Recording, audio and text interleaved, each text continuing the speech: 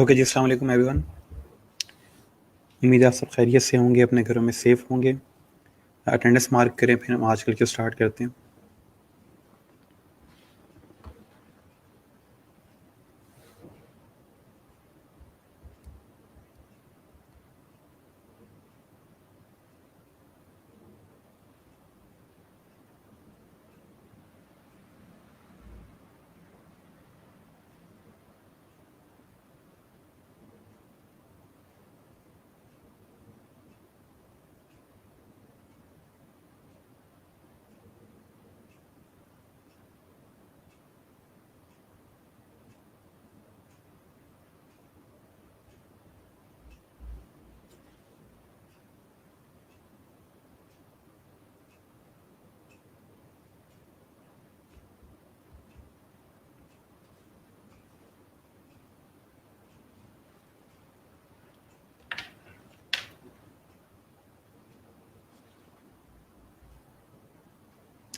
अच्छा जी, कल के लेक्चर्स के एंड में मैंने आप लोगों को एक वीडियो देखने का कहा था। क्या समझ आई उस वीडियो से? क्या सीखा है, क्या आइडिया हुआ है, वो मुझे थोड़ा सा बताएं आप। कुछ प्रोसेस समझ आई है नहीं?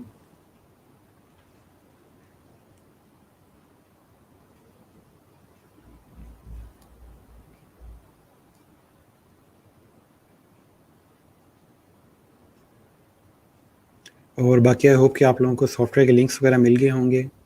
कुछ स्टूडेंट हैं इंस्टॉल कर भी लिए हैं। लेकिन जिनको इशू आ रहा है उसके लिए सर फयाज़ ने पोस्ट कर दिया कि आप लोगों ने किस तरह से उनको रीच करना है। और एक सॉफ्टवेयर उन्होंने बता दिया कि जो आप डाउनलोड कर लोगे, जिसके थ्रू सर फयाज़ आपके सिस्टम के ऊपर डायरेक्ट एक्सेस के थ्रू आपका जो सॉफ्टवेयर है वो आपको हेल्प करवा देंगे इन केस अगर कोई इशू आता है। ठीक है। अच्छा जी, अटेंडेंस का लिंक नहीं मिल रहा ग्रुप में। आप दोबारा ग्रुप ओपन करें, वहाँ बेशक अटेंडेंस सर्च कर लें, वहाँ से मिल जाएगा। ओके जी, पहले हाथ से बनाओ फिर कंप्यूटर पे कस्टमाइज़ करो। ठीक है जी, बिल्कुल। ओल्ड लिंक पे ही आपने अटेंडेंस लगानी है। वो एक ही लिंक है, मैंने आपको कल ही बताया था कि एक लिंक अवेलेबल है, आपने उसी पे अटेंडेंस मार्क करनी है। वो बेशक अपने पास बुक मार्क कर लें या सेव कर लें लिंक, ताकि आपको बार बार उसको ढूंढना ना पड़े।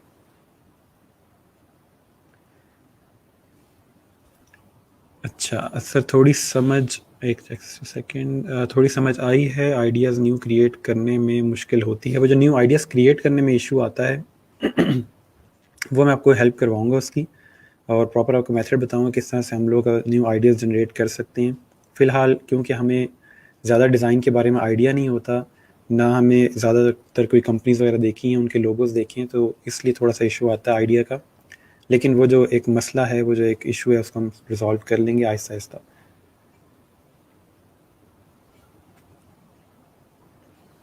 ओके जी, first sketch logo according to name, और ठीक है।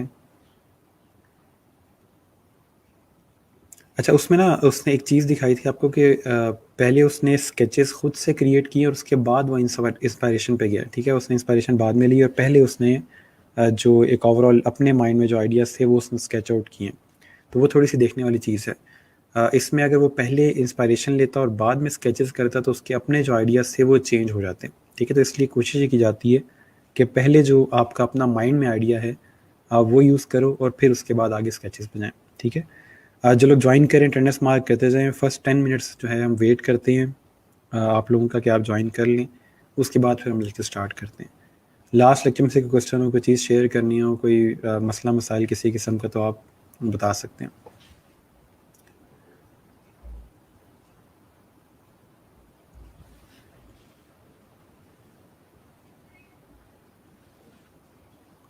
ओके जी, सर जब आप आइडियाज़ शुरू कर रहे होते हैं तो it's important to bring out a lot of styles and idea experiment and see what goes best. जी बिल्कुल ऐसे ही है। आप जितने ज़्यादा कॉन्सेप्ट्स और वर्जन्स क्रिएट करोगे उतना बेहतर आपका लोगो क्रिएट होगा। अगर आपको लगता है कि आप जस्ट दो आपने कॉन्सेप्ट्स क्रिएट किए हैं और आप उसके बाद कहते हैं कि बस ठीक है इतना काफ़ी है, तो फिर वो चीज़ अच्छी नहीं बनती। बहुत से आइडियाज़ आपके माइंड में ही रह जाते हैं। तो थोड़ा सा टाइम देना पड़ता है डिज़ाइन को, मल्टीपल कॉन्सेप्ट्स क्रिएट करके तब जाके एक अच्छा फाइनल डिज़ाइन क्रिएट होता है।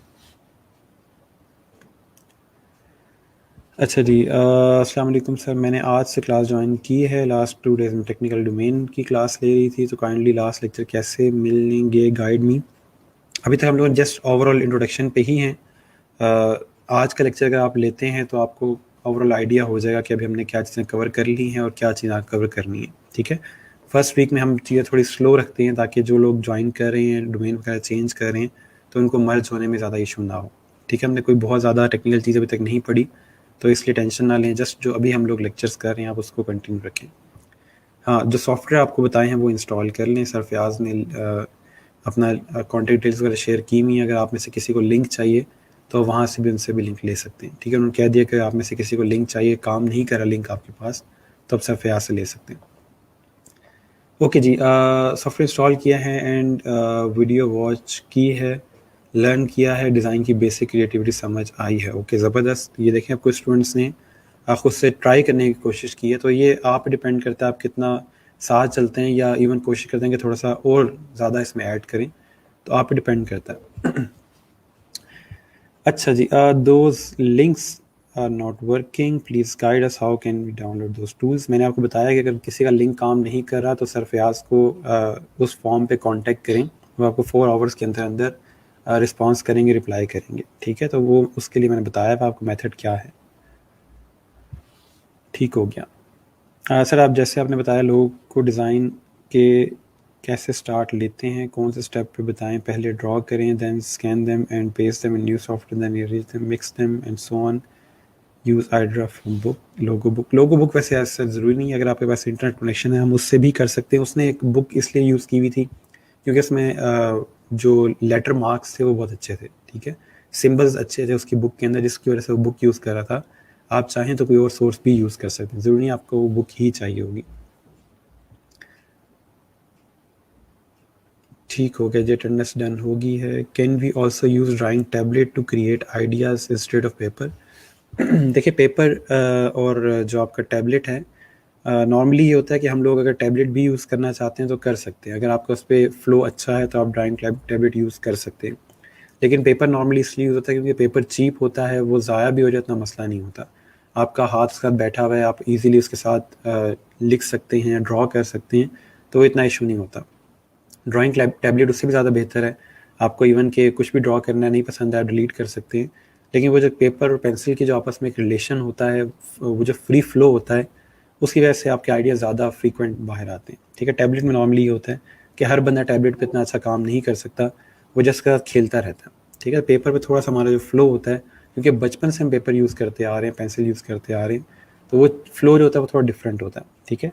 अच्छा, कुछ लोगों को माइंड में हो कि हमारी स्केचिंग अच्छी नहीं है तो हम लोगों कैसे डिज़ाइन करेंगे, तो वो इतना इशू नहीं है। आजकल के टूल्स जो हैं वो इतने स्ट्रॉन्ग हो चुके हैं कि आप सिंपल अपना एक रफ स्केच भी उसके अंदर अगर ऐड करते हैं तो उससे भी आप अच्छे डिज़ाइंस क्रिएट कर सकते हैं, और वो जो टूल है वो खुद ब खुद लाइंस वगैरह सारी सीधी कर लेता है, तो इसलिए परेशान नहीं होना। आपने जस्ट जो माइंड में आइडिया आ रहा है उसको टेढ़े मेढ़े स्केच के साथ पेपर पे उतार देना है, ठीक है। ज़रूरी नहीं है कि आपके स्केचेस बहुत अच्छे हों, बहुत स्ट्रेट लाइंस हों, ऐसा कुछ भी ज़रूरी नहीं है, ठीक है। टूल इतने स्ट्रॉन्ग हैं कि वो सारा कुछ खुद से हैंडल कर लेते हैं, आपने जस्ट को एक आइडिया देना है। ओके जी, सर कल मैं अटेंडेंस लगाई थी बट फिर भी मेरा नाम एब्सेंट लिस्ट में है, क्यों सर? माइट भी आपकी अटेंडेंस सही से मार्क ना हुई हो, आप सर हारून को बता दें कि आपने अटेंडेंस कब मार्क की थी, ठीक है, वो उसको हैंडल कर लेंगे। ओके जी, can we download PDF book of logo modernism और if you may have some type of book. Normally मैं बुक पे रिलाई नहीं करता डिज़ाइन की फील्ड में, क्योंकि डिज़ाइन डेली बेस के ऊपर चेंज हो रहे होते हैं, न्यू डिज़ाइंस आ रहे होते हैं, तो इसलिए बुक्स जो होती हैं वो ऑब्सलीट हो जाती हैं, ठीक है, पुरानी हो जाती हैं। वो जो बुक में चीज़ पढ़ी हुई वो पढ़ी हुई है, वो अपडेट नहीं हो रही, तो इसलिए कोई स्पेसिफिक बुक मैं आपको रिकमेंड नहीं करूँगा। हाँ, अगर आपको इंटरनेट से कोई बुक मिलती है, आप खुद से सीखना चाहते हैं तो उसमें कोई इशू नहीं है, लेकिन फ़िलहाल हम कोई स्पेसिफिक बुक नहीं यूज़ करेंगे, हम वेबसाइट्स को यूज़ करेंगे जो डेली बेस पे अपडेट हो रही होती हैं, उसमें डेली बेस पे न्यू डिज़ाइंस ऐड हो रहे होते हैं, तो हम ज़्यादा उसके ऊपर रिलाई करेंगे। ओके, सर जो ऐप्स इंस्टॉल करेंगे तो इनके लिए विंडोज़ कौन सी ठीक होगी? विंडोज़ 10 परफेक्ट है इसके लिए, ठीक है। अच्छा, सर की आवाज़ बस मुझे नहीं आ रही या सबको नहीं आ रही? माइट भी सिर्फ आपको नहीं आ रही, बाकी सबको आवाज़ आ रही होगी।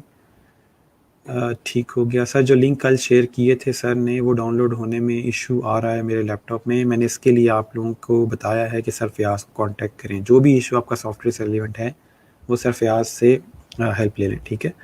कुछ बच्चे कह रहे हैं कि लिंक काम कर रहे हैं, कुछ बच्चे कह रहे हैं लिंक काम नहीं कर रहे, तो वो चीज़ जो है जिसको इशू आ रहा है वो सर फयाज़ से कॉन्टैक्ट कर ले। ओके, सॉफ्टवेयर डाउनलोड किया है बट इंस्टॉल नहीं हुए, क्या इशू आता है इंस्टॉलेशन पे, वो उनको बता दें सर को। सर कल वाला जो आपने लिंक दिया था उसमें जो बुक यूज़ कर रहे हैं वो मिल सकती है पीडीएफ में। मैंने आपको बता दिया कि बुक क्यों नहीं यूज़ कर रहा मैं, या मैंने कभी इंस्टॉल भी नहीं किया। अगर आपको कहीं मिलती है तो आप उसको यूज़ कर सकते हैं। ओके, लोगो डिज़ाइन की बुक अवेलेबल होगी या बुक शॉप पे? नहीं, इतना आगे जाने की ज़रूरत नहीं है। हम लोग इंस्पायरेशन के लिए वेबसाइट्स यूज़ करेंगे, ठीक है? कोई परचेजिंग करने की ज़रूरत नहीं है फ़िलहाल। इंस्टॉलेशन वीडियो गाइड के लिंक वो उसी के अंदर ही हैं, ठीक है? I want some information about last 2 lectures. Last 2 lecture में हम लोगों ने ओवरऑल जस्ट इंट्रोडक्शन देखा है, ठीक है? आज का लेक्चर अगर आप लेते हो तो मैं कोशिश करूँगा उसमें थोड़ा-सा जो है रिवीजन कर लें लास्ट लेक्चर्स की। अच्छा जी sir, after creating a logo on paper can we finish it using tablet? आप टैबलेट से भी कर सकते हो, लेकिन कोशिश करें कि एडोब इलस्ट्रेटर के अंदर क्रिएट करें बजाय इसके टैबलेट से करें। क्यों एडोब इलस्ट्रेटर यूज़ करते हैं वो मैं आगे चल के जब हम टूल पढ़ेंगे उसमें आपको आइडिया हो जाएगा कि टैबलेट पे क्यों नहीं करते। हाँ, पेपर की जगह आप टैबलेट यूज़ कर सकते हो, लेकिन टैबलेट पे जो चीज़ बनाई है वो बाद में आपने इलस्ट्रेटर में लेके आनी होती है। अच्छा सर, ये टूल्स भी तो हाईली पेड हैं। टूल्स जो हैं अभी आपको फ्री मिल रहे हैं, ठीक है? आपको कोई ऐसा सच उसके लिए पे नहीं करना पड़ रहा, तो इसलिए वो फ्री ही है। अच्छा, लोगो डिज़ाइन की बुक का मैंने आपको बता दिया है। सर सॉफ्टवेयर कहाँ से मिलेंगे? अच्छा क्वेश्चन है। सॉफ्टवेयर आपको सर फ़याज़ से मिलेंगे, उन्होंने पोस्ट की हुई है ग्रुप में। आप उनको मैसेज कर दें, वहाँ पे जो उन्होंने एक फॉर्म दिया हुआ है उस फॉर्म पे कॉन्टैक्ट करके उनको बताएं कि मैं कल ऐड हुई हूँ ग्रुप में और मुझे लिंक्स नहीं मिले, वो आपको लिंक सेंड कर देंगे। अच्छा सर, ये सॉफ्टवेयर तो ओनली 30 डेज़ ट्रायल पे हैं, उनका साथ क्रैक वर्जन भी है। आप वीडियो देखेंगे तो वहाँ से भी आपको आइडिया हो जाएगा क्रैक कैसे करना है उसको। विंडो 10 64 बिट सूटेबल है? जी बिल्कुल सूटेबल है। जिनके पास ट्रायल वर्जन आ रहा है वो प्लीज़ वीडियो देख लें जिस तरह डाउनलोड करनी है। वहाँ पे उन्होंने बताया हुआ है कि आपने किस तरह इंस्टॉल करना है सॉफ्टवेयर ताकि आपका जो ओवरऑल वर्जन है वो क्रैक हो जाए। मैंने कल एक आपको वेबसाइट बताई थी गेट इन टू पीसी के नाम से, जहाँ पे ऑलरेडी क्रैक्ड वर्जन हैं सॉफ्टवेयर के, ठीक है? आप वहाँ से भी ले सकते हैं। Sir how can we capture new ideas of logo, what are key point of logos? ये हम लोगो डिज़ाइन पढ़ेंगे, वहाँ से आपको आइडिया हो जाएगा। मेरा भी सर फयाज़ ने करवा दिया था इंस्टॉल। देखें, अब सैफ को इशू आ रहा था इंस्टॉलेशन का, उन्होंने सर फयाज़ को कॉन्टैक्ट किया और सर फयाज़ ने उसको जो सॉफ्टवेयर था वो इंस्टॉल करवा दिया। तो इसलिए इशू रिज़ॉल्व हो जाता है। आपने जस्ट सही बंदे को रीच करना है। आपको सॉफ्टवेयर इंस्टॉल करने में कोई इशू आ रहा है और आप मुझे रीच कर रहे हो तो आप गलत बंदे को रीच कर रहे हो, ठीक है? मेरा काम सॉफ्टवेयर इंस्टॉल करवाना नहीं है, उनके लिए एक प्रॉपर उन्होंने डेडिकेटेड पर्सन रखा हुआ है जो कि आपको सॉफ्टवेयर इंस्टॉल करवा के देंगे, ठीक है? ओके जी, ठीक हो गया। एडोब फोटोशॉप के ट्रायल 7 डेज़ का है, उसका क्रैक साथ अवेलेबल है। ये स्टूडेंट्स ने यहाँ पे लिंक भी शेयर कर दिए जहाँ से आप लोग सॉफ्टवेयर डाउनलोड कर सकते हो, तो थोड़ा सा देखते रहा करें। अच्छा जी, सर हमारे पास कितने दिन है सॉफ्टवेयर इंस्टॉल करने के लिए? आपके पास आज का दिन है सॉफ्टवेयर इंस्टॉल करने के लिए। कल इंशाल्लाह हम लोग सॉफ्टवेयर यूज़ करना शुरू करेंगे, उसके बेसिक्स को देखेंगे कि सॉफ्टवेयर काम कैसे करता है, किस सॉफ्टवेयर को किस काम के लिए यूज़ किया जाता है, ठीक है? तो वो सारा कुछ हम लोग इंशाल्लाह कल से शुरू कर लेंगे। तो आप कोशिश करें आज आपके सॉफ्टवेयर्स कंप्लीट हो जाएँ। कल बात मैंने कल भी की थी वैसे, कि मैं आप लोगों को एक पूरा दिन दे रहा हूँ सॉफ्टवेयर इंस्टॉल करने के लिए। कोई भी इशू है तो आप कोशिश करें कि वो रिज़ॉल्व हो जाए।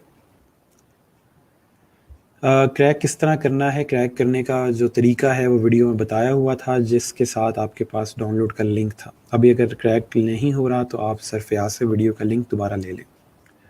ओके, मेरा भी इशू आ रहा था, कल मैंने सर से कांटेक्ट किया तो सर ने डेस्क सॉफ्टवेयर करवा के इंस्टॉल करवा दिया, ठीक है? तो उन्होंने वहाँ पे एक सॉफ्टवेयर आपको कह दिया कि वो इंस्टॉल कर लें ताकि सर फयाज आपके सिस्टम को रन कर सकें और वहाँ से आपका सॉफ्टवेयर इंस्टॉल कर सकें। क्रैक इजीली हो जाता है, ठीक हो गया।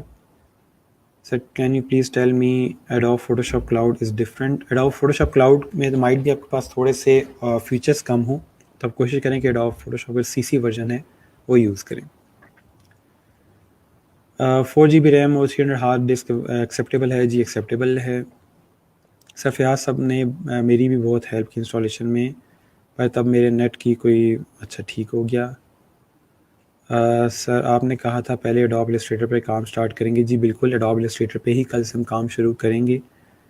पेंटियम 4 पे काम चल जाएगा किसी हद तक, लेकिन माइट भी आपको कुछ इश्यूज फेस करने पड़ें क्योंकि वो थोड़ा सा जो है वो पुराना सिस्टम है और जो सॉफ्टवेयर हैं वो बिल्कुल न्यू हैं, तो हो सकता है कि थोड़ा सा आपको इशू आ सके, ठीक है।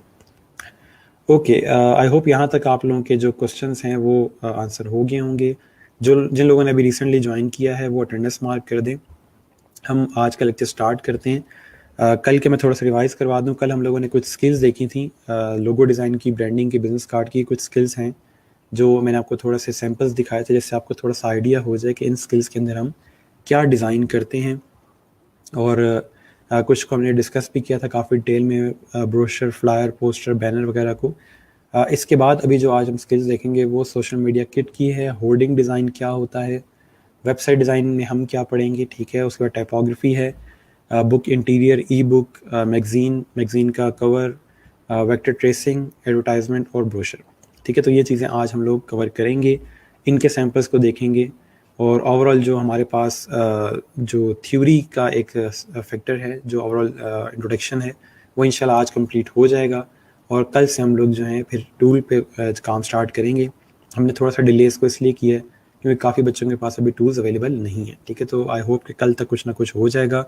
अगर कल भी आपके टूल्स इंस्टॉल नहीं होते तो कोशिश करें कि आगे जो पूरा वीकेंड आ रहा है 3 दिन का, उस पे इंस्टॉल कर लें, ठीक है। तो फिर नेक्स्ट वीक से फिर एक्सक्यूज़ कोई नहीं होगा कि मेरे सॉफ्टवेयर में ये नहीं हुआ, वो नहीं हुआ। तो कोशिश करें कि जो पूरा वीक है आपके पास, इसको यूज़ कर लें, ठीक है जी। अच्छा, sir tell website again please. जो वेबसाइट मैं आपको बता रहा हूँ, गेट इन टू PC, वो ऑलरेडी स्टूडेंट्स ने यहाँ पे लिंक शेयर कर दिए हैं। आप वहाँ से अपने सॉफ्टवेयर डाउनलोड कर सकते हैं, ठीक है। कमेंट्स के अंदर लोगों ने लिंक शेयर कर दिए। विंडो 7 पे काम चल जाएगा, काम किसी हद तक चल जाएगा, लेकिन कोशिश करें कि विंडो 10 अगर हो सके तो वो यूज़ करें। ओके, सबसे पहले हम देखते हैं सोशल मीडिया किट या सोशल मीडिया डिज़ाइन क्या होता है, हम एज अ डिज़ाइनर उसमें क्या करते हैं। आप में से हर बच्चा अब सोशल मीडिया यूज़ कर रहा होगा, सबको आइडिया भी होगा सोशल मीडिया क्या होता है। यानी कि ऑनलाइन आप कहीं भी अपने फ्रेंड्स वगैरह के साथ या अपनी सोशल लाइफ जो है वो ऑनलाइन कहीं रखते हैं, तो वो एक सोशल मीडिया ओवरऑल कहलाता है। सबसे कॉमन जो सोशल मीडिया आज के दौर में यूज़ होते हैं वो फेसबुक, ट्विटर, इंस्टाग्राम वगैरह हैं, स्नैपचैट है, व्हाट्सएप है। तो ये सारा कुछ जो है आपके ऑनलाइन एक सोशल लाइफ जो है वो क्रिएट करते हैं। अब उसके अंदर कंपनीज का क्या रोल है कि वो अपने पेजेस रन कर रही हैं, अपनी उनकी प्रोफाइल्स हैं। तो एज अ डिज़ाइनर हम उन बिजनेसेस को, उन कंपनीज की हेल्प करते हैं, ठीक है। हम उनको मल्टीपल पोस्ट डिज़ाइन करके देते हैं, मल्टीपल उनकी जो एड रन होती हैं, कैंपेन्स रन होती हैं, उसके लिए उनको डिज़ाइन क्रिएट करके दे रहे होते हैं, ठीक है, सोशल मीडिया डिज़ाइन के अंदर। तो अगर आप अपने आप को कहते हैं कि मैं सोशल मीडिया मैनेजर हूँ या सोशल मीडिया डिज़ाइनर हूँ, तो उसकी कुछ सर्विसेज होंगी या स्किल्स होंगी जो आप अपने क्लाइंट को दे रहे होंगे, ठीक है। अब उसके अंदर मैं थोड़ा सा आपको सैंपल दिखा देता हूँ कि किस तरह के हम लोग डिज़ाइंस क्रिएट करेंगे सोशल मीडिया किट के अंदर। तो पहले बात की सबसे कॉमन जो आपके पास सोशल मीडिया यूज़ हो रहे हैं, फेसबुक, ट्विटर, इंस्टाग्राम और यूट्यूब की डिज़ाइंस होती हैं। फेसबुक के अंदर आपके पास जो पेजेस, जो आपके बिज़नेस के पेजेस हैं, वो जो पोस्ट क्रिएट कर रहे होते हैं, उसका जो डिज़ाइन होता है वो एज अ डिज़ाइनर हम क्रिएट करके दे रहे होते हैं। इसके अलावा उनकी प्रोफाइल पिक्चर को हम क्रिएट कर रहे होते हैं, या उनका फेसबुक का जो कवर होता है, आप लोगों ने फेसबुक कवर अपने भी क्रिएट किए होंगे, कोई पिक्चर लगा रहा होता है, कोई अपना नाम लिख रहा होता है, इस तरह की चीज़ें होती हैं। तो वो जो कवर क्रिएट होता है या डिज़ाइन होता है वो हम क्रिएट करके दे रहे होते हैं। इसी तरह ट्विटर के जो कवर वगैरह या उसके जो पोस्ट वगैरह डिज़ाइन होती हैं वो as a social media designer हम क्रिएट करके देते हैं। और इंस्टाग्राम में भी सेम उसी तरह से, इंस्टाग्राम में एक नई चीज़ ऐड हो जाती है, इंस्टाग्राम की स्टोरीज़ जो होती हैं, ठीक है, वो डिज़ाइन की जाती हैं। वो भी हम लोग इस कोर्स में देखेंगे कि इंस्टाग्राम की स्टोरीज़ को कैसे डिज़ाइन किया जाता है, क्या साइज़ यूज़ होता है उसके लिए, और क्या कुछ हम उसमें इंक्लूड कर रहे होते हैं, ठीक है। अच्छा, ठीक हो गया। उसके बाद हमारे पास यूट्यूब क्या आ जाता है। यूट्यूब के आपके पास काफ़ी कुछ है डिज़ाइन करने के लिए। यूट्यूब का कवर है, उसकी प्रोफाइल पिक्चर है, उसके अलावा आपके जो यूट्यूब थंबनेल होते हैं, ठीक है, यूट्यूब का जो स्मॉल एक इमेज नज़र आ रहा होता है वीडियो का, उसमें आपके पास ये होता है कि आपके पास एक तरह से हमने एक डिज़ाइन करना होता है अट्रैक्टिव सा, ताकि हमारा जो यूज़र है वो उस वीडियो पे क्लिक करे। ठीक हो गया। ओके, इस पे जाने से पहले मैं आप लोगों के जल्दी से कमेंट्स देख लूँ। सर क्या लेक्चर 4 बजे के बाद डाउनलोड कर सकते हैं? डाउनलोड आप नहीं कर सकते, ना आपको डाउनलोड करने अलाउ है। अगर किसी का हमें पता चला कि वो लेक्चर्स डाउनलोड कर रहा है तो उसको ग्रुप से निकाल दिया जाएगा। आप लेक्चर को देख सकते हैं, ठीक है। अगर वो लाइव लेक्चर पड़ा हुआ है, कल 9 बजे से पहले पहले आपके पास लेक्चर जो होगा वो वीडियो की सूरत में आपके पास इस ग्रुप में मौजूद होगा, आप उसको देख सकते हैं, ठीक है। अच्छा जी सर, इनके नोट्स मिलेंगे? नोट्स मैं कोई बनाए नहीं हुए, ये सामने आपके स्क्रीन पे जो नज़र आ रहा है यही सब कुछ है। ये कोई आपका यूनिवर्सिटी वाला लेक्चर नहीं है, ये नॉर्मल आपकी ट्रेनिंग है, तो आपने नोट्स खुद क्रिएट करने हैं ताकि आपको चीज़ें साथ साथ याद भी रहे। ओके जी, सर लास्ट 2 लेक्चर्स की इन्फॉर्मेशन शेयर कर दें। लास्ट लेक्चर मिस हो गए हैं, काइंडली लिंक भी शेयर कर दें। लास्ट लेक्चर के कोई लिंक नहीं है, वो रिमूव कर दिए गए हैं। लास्ट लेक्चर में हमने पढ़ा क्या था, मैंने आपको थोड़ा सा बता दिया कि लोगो डिज़ाइन वगैरह और फ्लायर डिज़ाइन वगैरह का हमने थोड़ा सा देखा था। वही चीज़ें हम आगे डिटेल में पढ़ेंगे, तो आपने ऐसा कोई टेक्निकली कोई चीज़ मिस नहीं की, ठीक है? तो इसलिए परेशान नहीं होना, कोई चीज़ मिस हो गई है, जस्ट मेक श्योर करें कि आपके पास टूल इंस्टॉल हो जाए। ठीक हो गया? अच्छा जी, इन लेक्चर्स में ऐसा क्या है जो हम डाउनलोड नहीं कर सकते? अच्छा सवाल है, ठीक है, कि इन लेक्चर्स में ऐसा क्या है कि जो हम डाउनलोड नहीं कर सकते। क्लासिफाइड कंटेंट है, एक बंदे ने मेहनत करके बनाया है, तो ऐसे ही उठा के हर किसी को नहीं दे देते। अब आप अच्छे बच्चे हैं, मुझे पता है कि आप आगे इसको यूज़ नहीं करते, लेकिन कुछ बच्चे ऐसे होते हैं कि वो इन्हीं को उठा के आगे यूट्यूब पे यूज़ करें या पेड कोर्सेज़ क्रिएट कर लेते हैं। तो मैं ये 10th बैच पढ़ा रहा हूँ, मैंने ऐसी चीज़ें होती हुई देखी हैं, तो इसीलिए एक का किया फिर दूसरे भुगतते हैं, तो इसलिए फिर हम लोग वो चीज़ ही अलाउ नहीं करते, ठीक है? अच्छा जी, सर क्या इस डोमेन का भी गूगल क्लासरूम है? नहीं, ये सब कुछ फेसबुक पर ही होगा, हम कोई गूगल क्लासरूम में कुछ और क्रिएट नहीं कर रहे। सब कुछ जो होगा फेसबुक पे ही क्रिएट करेंगे, हम डिफरेंट प्लेटफॉर्म्स को यूज़ नहीं करें, उससे कम्युनिकेशन काफ़ी ज़्यादा अफेक्ट होती है। ठीक हो गया? ओके, यहाँ पे अब एक चीट शीट दी हुई है जिसके ऊपर आपके पास सोशल मीडिया के जो पोस्ट हैं उनके साइजेस दिए हुए हैं, ठीक है, पिक्सल्स में। ये आगे चल के हमारे काम आएंगे, आप चाहें तो उसका स्क्रीनशॉट ले सकते हैं, लेकिन जब हम सोशल मीडिया डिज़ाइन पढ़ेंगे वहाँ पे ये दोबारा भी मैं आपको दिखा दूंगा। बताने का मकसद ये है कि जब भी किसी सोशल मीडिया के लिए हम कोई डिज़ाइन क्रिएट कर रहे होते हैं, तो जो मेन चीज़ है वो उसका साइज़ है, ठीक है? यहाँ पे अगर हम देखें तो उसने बताया हुआ है कि प्रोफाइल पिक्चर जो है उसका साइज़ क्या होगा, कवर फ़ोटो का साइज़ क्या होगा, इमेजेस का साइज़ क्या होगा। तो इस तरह से ओवरऑल आपके हर इमेज का उसने एग्जैक्ट साइज़ आपको बताया हुआ है। अब साइज़ की ज़रूरत क्यों पेश आती है, हम सोशल मीडिया के लिए साइज़ क्यों यूज़ करते हैं? उसकी वजह ये है कि हमारे पास अगर इमेज हमारा एग्जैक्ट साइज़ के अंदर हो, तो फिर उसको फेसबुक या कोई भी सोशल मीडिया क्रॉप नहीं करता, एज़ इट इज़ उस इमेज को वहाँ पे फिट कर देता है। आप में से अगर कोई इंस्टाग्राम यूज़ करता हो तो उसको आइडिया होगा कि आपका अगर इमेज एक स्पेसिफिक रेशियो के अंदर नहीं है, तो इंस्टाग्राम उस इमेज को क्रॉप कर देता है। तो इसलिए हम डिज़ाइन क्रिएट करते हुए ऑलरेडी उसको इतने अच्छे एग्जैक्ट साइज़ के अंदर रखते हैं ताकि हमारा जो ओवरऑल इमेज है वो क्रॉप ना हो, हमारा कोई डिज़ाइन अफेक्ट ना हो उससे, ठीक है? तो इसलिए इमेज के साइज़ यूज़ होते हैं। नेक्स्ट यहाँ पे कुछ सैंपल्स मैंने दिखाए हुए हैं किस तरह के हम लोग डिज़ाइंस क्रिएट कर रहे होंगे। जो मेन चीज़ देखने वाली है वो एक कंसिस्टेंट कलर यूज़ हो रहा है, ठीक है? कुछ कर्व्स यूज़ हो रहे हैं, कुछ बोल्ड फॉन्ट यूज़ हो रहे हैं इसके अंदर, तो ये ओवरऑल इस तरह से हम लोग अपने डिज़ाइंस को क्रिएट करेंगे, ठीक है? यहाँ पे मज़ीद सैंपल्स दिखाए हुए हैं कि आप जो अपने ब्रांड्स के डिज़ाइंस देखते हैं, ओवरऑल जो भी वो डिज़ाइन क्रिएट करेंगे, वो तमाम डिज़ाइंस जो होंगे वो कंसिस्टेंट होंगे, ठीक है? अब कंसिस्टेंट किस तरह से होंगे कि एक ही तरह का, ये देखें टॉप 50% ऑफ लिखा हुआ है, उसी तरह से टॉप पे बोल्ड टेक्स्ट है और उसके नीचे स्मॉल साइज़ के अंदर उन्होंने ऑफ लिखा हुआ है, तो वो कंसिस्टेंट एक स्टाइल आ रहा है। उसके बाद कर्व कुछ या वेव्स यूज़ हो रही हैं, वो तमाम जो पोस्ट हैं उसके अंदर यूज़ हो रही हैं, वाइब्रेंट कलर्स यूज़ हो रहे हैं, ठीक है, शॉपिंग का इमेज यूज़ हो रहा है।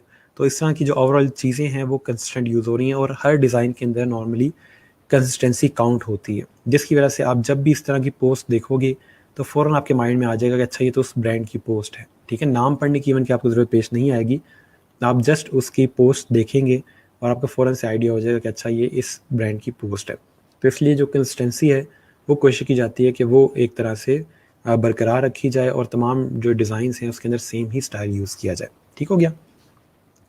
उसके बाद एक और ब्रांड की फ़ोटोज़ हैं या उनकी पोस्ट हैं। अब इसके अंदर अगर हम देखें तो उन्होंने एक वाइब्रेंट सा एक लुक और फ़ील रखी हुई है फ़ोटोग्राफ्स की भी और अपने जो उनके पास फ़ॉन्ट्स हैं उनकी भी। तो हमने जो चीज़ें सीखनी है वो यही है कि हमने कौन से फ़ॉन्ट यूज़ करने हैं, कौन सा टेक्स्ट यूज़ करना है, कलर कौन से यूज़ करेंगे। और अगर इसके अंदर देखें तो इसके अंदर कुछ टेक्स्ट की अलाइनमेंट वगैरह है, उस चीज़ को हम पढ़ेंगे। जब हम डिज़ाइन के प्रिंसिपल वगैरह पढ़ेंगे तो ओवरऑल आपको इससे आइडिया हो जाएगा कि हमने अपनी जो पोस्ट क्रिएट करनी है वो किस तरह से क्रिएट होंगी, ठीक है? नेक्स्ट हमारे पास होर्डिंग डिज़ाइन है। किसी को आइडिया है होर्डिंग डिज़ाइन किसको कहते हैं या होर्डिंग डिज़ाइन क्या होता है? किसी को पहले से पता हो या किसी ने प्रिंटिंग का काम किया उसको थोड़ा सा पता होगा कि होर्डिंग डिज़ाइन क्या होता है?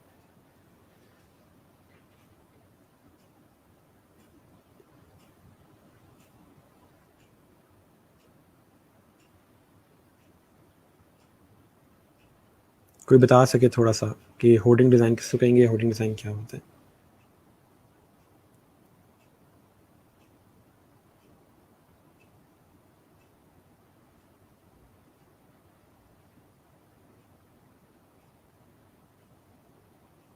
नहीं आइडिया, कोई भी नो आइडिया। ओके, ठीक हो गया।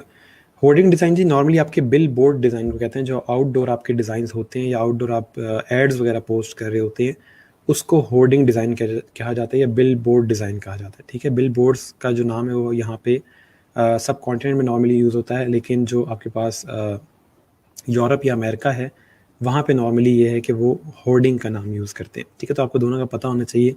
ये ना हो कल क्लाइंट आपको कहे कि मुझे होर्डिंग डिज़ाइन करवाना है, आपको डिज़ाइन करना आता हो लेकिन नाम का ना पता हो, तो आप वो प्रोजेक्ट लूज़ कर सकते हैं। ठीक है, तो बिल बोर्ड डिज़ाइन या होर्डिंग डिज़ाइन या आउटडोर एड्स वगैरह को हम लोग इसी एक कैटेगरी में रखते हैं। ठीक हो गया? अच्छा, प्लीज़ टेल मी वेबसाइट जो सर ने बताई है सॉफ्टवेयर के लिए, गेट इन टू पीसी। ये वेबसाइट है, बार बार मैं बता रहा हूँ, आपके इस कमेंट सेक्शन के अंदर बच्चों ने वहाँ पे लिंक्स भी दे दिए, तो उसको देख लीजिएगा। ओके, हम लोग अभी तक जो अपने पास होर्डिंग डिज़ाइन देखते हैं वो कुछ इस तरह के होते हैं।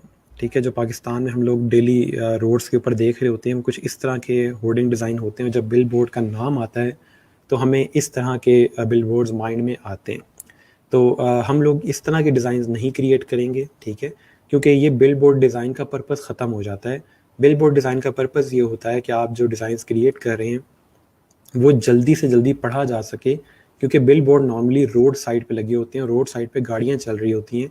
तो आपकी कोशिश ये होती है कि आपका जो बिल बोर्ड हो वो उसमें कंटेंट या टेक्स्ट कम हो, ताकि फ़ौरन से उसको पढ़ा जा सके। ठीक है, लेकिन ये जो आपके सामने बिल बोर्ड है इसमें वो चीज़ नहीं पूरी हो रही, क्योंकि हमने एक बात पढ़ी थी कि आपका जो डिज़ाइन है वो आपकी ऑडियंस के लिए होना चाहिए। ये जो डिज़ाइन आप अपने सामने देख रहे हैं ये ऑडियंस के लिए नहीं है, ये ज़्यादातर इन लोगों को खुश करने के लिए है कि जी आपकी तस्वीर भी हमने बिल बोर्ड पे लगा दी है, तो आप प्लीज़ ज़रूर आइएगा महफ़िल नात में। तो हम लोग किस को खुश कर रहे हैं वो चीज़ इसमें देखने वाली होती है। तो अगर आप लोग अपनी ऑडियंस के लिए चीज़ क्रिएट करोगे तो ओवरऑल इससे बहुत डिफरेंट आपका डिज़ाइन क्रिएट होगा। ठीक है, तो इसलिए इस तरह के डिज़ाइन हम क्रिएट नहीं करेंगे, हम थोड़े से डिफरेंट डिज़ाइन क्रिएट करेंगे जो कि मिनिमल होंगे, थोड़े प्रोफेशनल होंगे, और जो ओवरऑल हमारा पर्पज़ है कि हमने अपने जो प्रोडक्ट है या हमारी जो वेबसाइट है उस पे अपने कस्टमर को लेके आना है, या हमारा कोई इवेंट है तो उसके लिए हम अगर बिलबोर्ड डिज़ाइन कर रहे हैं तो उस पर टेक्स्ट कम होना चाहिए ताकि वो फ़ौरन से पढ़ा जा सके। ठीक है, तो इसलिए ये मेन चीज़ है जो हम लोगों ने सीखनी है। हम लोगों ने इस तरह के डिज़ाइन नहीं क्रिएट करने होंगे, हम लोगों ने थोड़े से वाइब्रेंट डिज़ाइन या थोड़े से प्रोफेशनल डिज़ाइन क्रिएट करनी है, जिससे पता चल रहा हो कि ओवरऑल इस बिलबोर्ड में क्या सेल किया जा रहा है। ठीक है, यहाँ एक और सैंपल दिया हुआ है। अब इसमें सिंपल एक हेडिंग है टॉप पे, ठीक है, उसके नीचे एक आपके पास बॉडी टेक्स्ट है या सब टेक्स्ट है जो इस हेडिंग को बता रहा है थोड़ा सा। ठीक है, और उसके बाद यहाँ पे एंड पे उसने एक कॉल टू एक्शन दिया हुआ है। कॉल टू एक्शन का मतलब ये होता है कि आपको इस सब को पढ़ने के बाद क्या करना है। ठीक है, तो आपको इस वेबसाइट पे जाना है और बाकी जो भी ये चीज़ सेल कर रहे हैं, जो भी चीज़ बता रहे हैं, वहाँ से आपने जाके ये चीज़ अप्लाई करनी है। ठीक है, तो कॉल टू एक्शन नॉर्मली आपकी एड्स में दिया जाता है। अगर हम इसका लफ्ज़ी तर्जुमा करें कॉल टू एक्शन का, तो ये एक एक्शन की तरफ आपको बुला रहे हैं और यहाँ पे वो आपको एक वेबसाइट पे क्लिक करने के लिए बुला रहे हैं। तो आपने इस टेक्स्ट को पढ़ना होता है, उसके बाद यहाँ पे क्लिक करके या उसको फॉलो करना होता है। ठीक है, तो ओवरऑल इस तरह से आपके डिज़ाइंस क्रिएट हो रहे हैं। बहुत सिंपल डिज़ाइन है, अगर हम कल से टूल स्टार्ट करते हैं तो उसके बाद भी आप इस तरह के इवेंट के डिज़ाइंस क्रिएट कर सकेंगे। ठीक हो गया। यहाँ पे एक और ऐड दिया हुआ है जिसके अंदर एक रेस्टोरेंट का ओवरऑल ऐड क्रिएट हुआ है। तो इस तरह के एड्स हमने क्रिएट करने होंगे, इस तरह के होर्डिंग डिज़ाइन या बिलबोर्ड डिज़ाइन हम क्रिएट करेंगे। सेम उसी तरह से बिलबोर्ड डिज़ाइन में भी आपको साइज़ चाहिए होता है कि बिलबोर्ड का ओवरऑल साइज़ क्या होगा, और फिर उस साइज़ के अंदर हम लोग अपना ओवरऑल डिज़ाइन क्रिएट करते हैं। ठीक है, ओके। उसके बाद वेबसाइट डिज़ाइन है। वेबसाइट डिज़ाइन पे जाने से पहले मैं आपके कमेंट्स देख लूँ।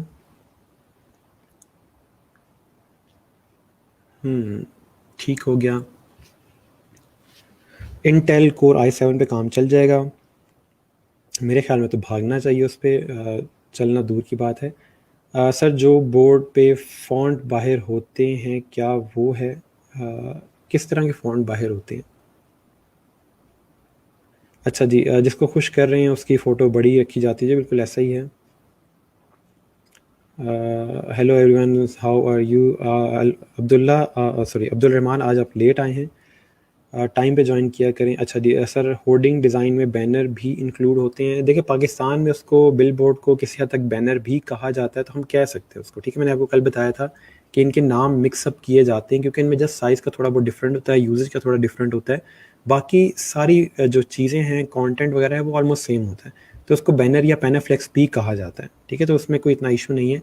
जब क्लाइंट ने आपको साइज़ बता दिया है और टेक्स्ट दे दिया है, तो आपने उसमें डिज़ाइन करना है, आप नाम उसको जो मर्ज़ी दे दें, ठीक है। ओके जी sir, i3 Windows 7 64 4 GB RAM थोड़ा सा डिफ़िकल्ट हो सकता है इसमें क्योंकि विंडोज़ 7 है, लेकिन कोशिश करें अगर विंडो 10 हो सके क्योंकि i3 पे हो जाएगी बड़ा इजीली, तो अगर आप उसको अपग्रेड कर सकते हैं ज़्यादा बेहतर है। ओके जी, वेबसाइट डिज़ाइन पे आते हैं। वेबसाइट्स आप लोगों ने बहुत ज़्यादा वेबसाइट यूज़ भी की होंगी, देखी भी होंगी, आप नॉर्मली डेली लाइफ में यूज़ भी करते हैं, तो थोड़ा सा हम उसको देख लेते हैं कि एज अ डिज़ाइनर हम वेबसाइट डिज़ाइन में क्या करेंगे, ठीक है। तो वेबसाइट डिज़ाइन जो है आपके नॉर्मली एज अ डिज़ाइनर हम लोग उसमें जस्ट डिज़ाइन क्रिएट करके देंगे, हम उसमें कोई भी कोडिंग वगैरह नहीं करेंगे। इस कोर्स के अंदर आपकी कोई भी कोडिंग इन्वॉल्व नहीं है। हम लोग क्लाइंट को जस्ट वेबसाइट का डिज़ाइन क्रिएट करके देंगे, वो आगे डेवलपमेंट खुद क्रिएट करेगा या वो खुद करवाएगा, या इवन कि ये भी हो सकता है कि आप कंप्लीट वेबसाइट डिज़ाइन का पैकेज दें और आपका कोई फ्रेंड है जो वेबसाइट डेवलपमेंट कर सकता है लेकिन उसको डिज़ाइनिंग नहीं आती, तो आप उसके हेल्प के साथ एक कंप्लीट वेबसाइट डिज़ाइन क्रिएट करके दे सकते हैं क्लाइंट को, ठीक है। मैंने यहाँ पे कुछ सैम्पल्स दिए हैं ताकि आपको आइडिया हो जाए कि हम किस तरह की वेबसाइट डिज़ाइन करेंगे या ओवरऑल वेबसाइट डिज़ाइन जो अच्छे डिज़ाइन होते हैं वो किस तरह के होते हैं, ठीक है। तो ये आपके सामने एक बहुत प्रोफेशनल और मिनिमल डिज़ाइंस हैं जो कि हम लोग आगे चल के वेबसाइट डिज़ाइन क्रिएट करते हुए बड़ा ईजीली क्रिएट कर लेंगे, ठीक है। उसके अलावा हम रिस्पॉन्सिव डिज़ाइन देखेंगे। रिस्पॉन्सिव डिज़ाइन का मतलब ये होता है कि आपकी वेबसाइट को जिस भी डिवाइस के ऊपर ओपन किया जाए, आपकी वेबसाइट जो है वो प्रॉपरली उस पर ओपन हो, उसमें कोई चीज़ कट ना हो रही हो, प्रॉपरली डिज़ाइन हुई हो, तो हम लोग वो देखेंगे किस तरह से हम लोग अपनी वेबसाइट को रिस्पॉन्सिव डिज़ाइन के अंदर क्रिएट करते हैं, ठीक है। होता कुछ इस तरह से है कि आपके जो डेवलपर्स होते हैं या कोडर्स जो होते हैं, उनको कोडिंग आती है, वो कोडिंग बहुत अच्छी कर लेते हैं, लेकिन उनको ये आइडिया नहीं होता कि हमने फ़ॉन्ट कौन सा यूज़ करना है, कलर कौन से यूज़ करने हैं, बटन का साइज़ क्या रखना है, तो वहाँ पे वो लैग करते हैं, जिसके लिए डिज़ाइनर की हेल्प ज़रूरी होती है। तो एज़ अ डिज़ाइनर हम क्या करते हैं कि हम वो एक पूरी लेआउट उनको क्रिएट करके देते हैं कि आपने बटन ये रखने हैं, फ़ॉन्ट का साइज़ ये रखना है, कलर ये रखना है, बैकग्राउंड पे इमेज ये आएगा, तो वो सारा कुछ हम उनको क्रिएट करके देते हैं और वो एग्जैक्ट वो चीज़ कोडिंग के थ्रू क्रिएट कर लेते हैं, ठीक है। नॉर्मली यही मेथड यूज़ होता आ रहा है। हाँ, अगर आपको कोडिंग भी आती है साथ में तो ये एक प्लस पॉइंट है, लेकिन अगर आपको कोडिंग नहीं आती तो दैट्स फाइन, आप जस्ट इलस्ट्रेटर में या फोटोशॉप के अंदर वेबसाइट डिज़ाइन करके अपने क्लाइंट को दे सकते हैं और वो आगे उसकी कोडिंग करवा सकता है, ठीक है। ये एक मज़ीद आपको सैम्पल दिखाया, तो जिस तरह की आपकी वेबसाइट होगी ओवरऑल उसी तरह का आपके पास जो लुक एंड फील आएगी। अब ये एक स्पोर्ट्स रेलिवेंट वेबसाइट है, कोई बता सकता है कि ये जो पर्सन इस टाइम इमेज के अंदर आपको सामने नज़र आ रहा है इसका नाम क्या है? जो आपके पास ये जब तक आप कमेंट करें मैं साथ-साथ बता दूँ कि ये जो आपके पास अब नाइकी की वेबसाइट सामने नज़र आ रही है, तो उसमें एक फ़ील आ रही है स्पोर्ट्स की, ठीक है? एक मूवमेंट की फ़ील है क्योंकि नाइकी का काम ही स्पोर्ट्स से रिलेवेंट है। अगर कोई सॉफ्टवेयर की वेबसाइट होगी या कोई डिसेंट सी वेबसाइट है जिसके अंदर कोई प्रोफ़ेशनल काम हो रहा है या बिज़नेस वेबसाइट है, तो उसमें इतना ज़्यादा एक स्पोर्टी लुक नहीं होगी, वो एक डिसेंट सी वेबसाइट वहाँ पे क्रिएट हो रही होगी, ठीक है? ओके जी, स्टूडेंट ने बताया जी लेब्रॉन जेम्स नाम है। जी बिल्कुल, इसका नाम लेब्रॉन जेम्स है, बास्केटबॉल का प्लेयर है।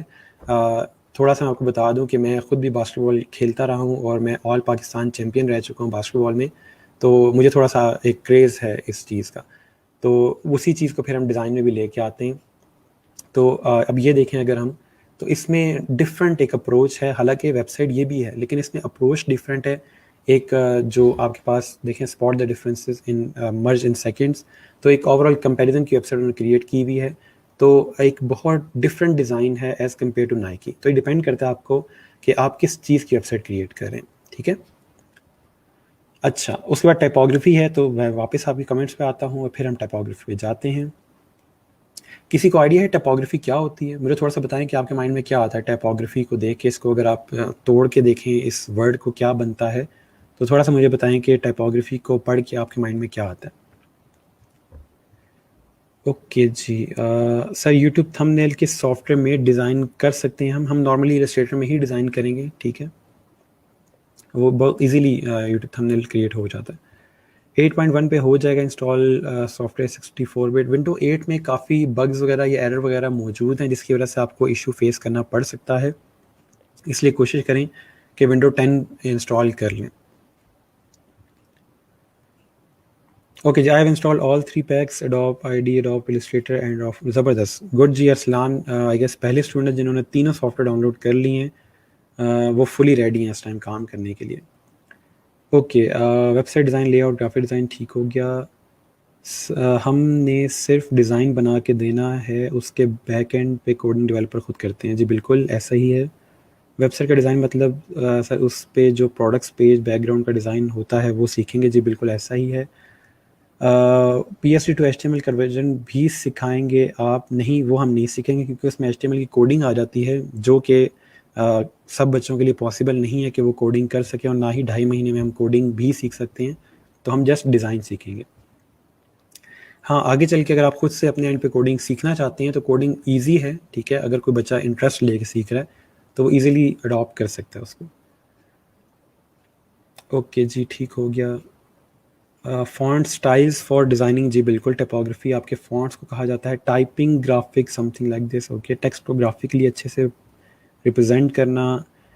टाइपो टाइपिंग ठीक है। Typing art something, it is an art of arranging letters, ठीक है।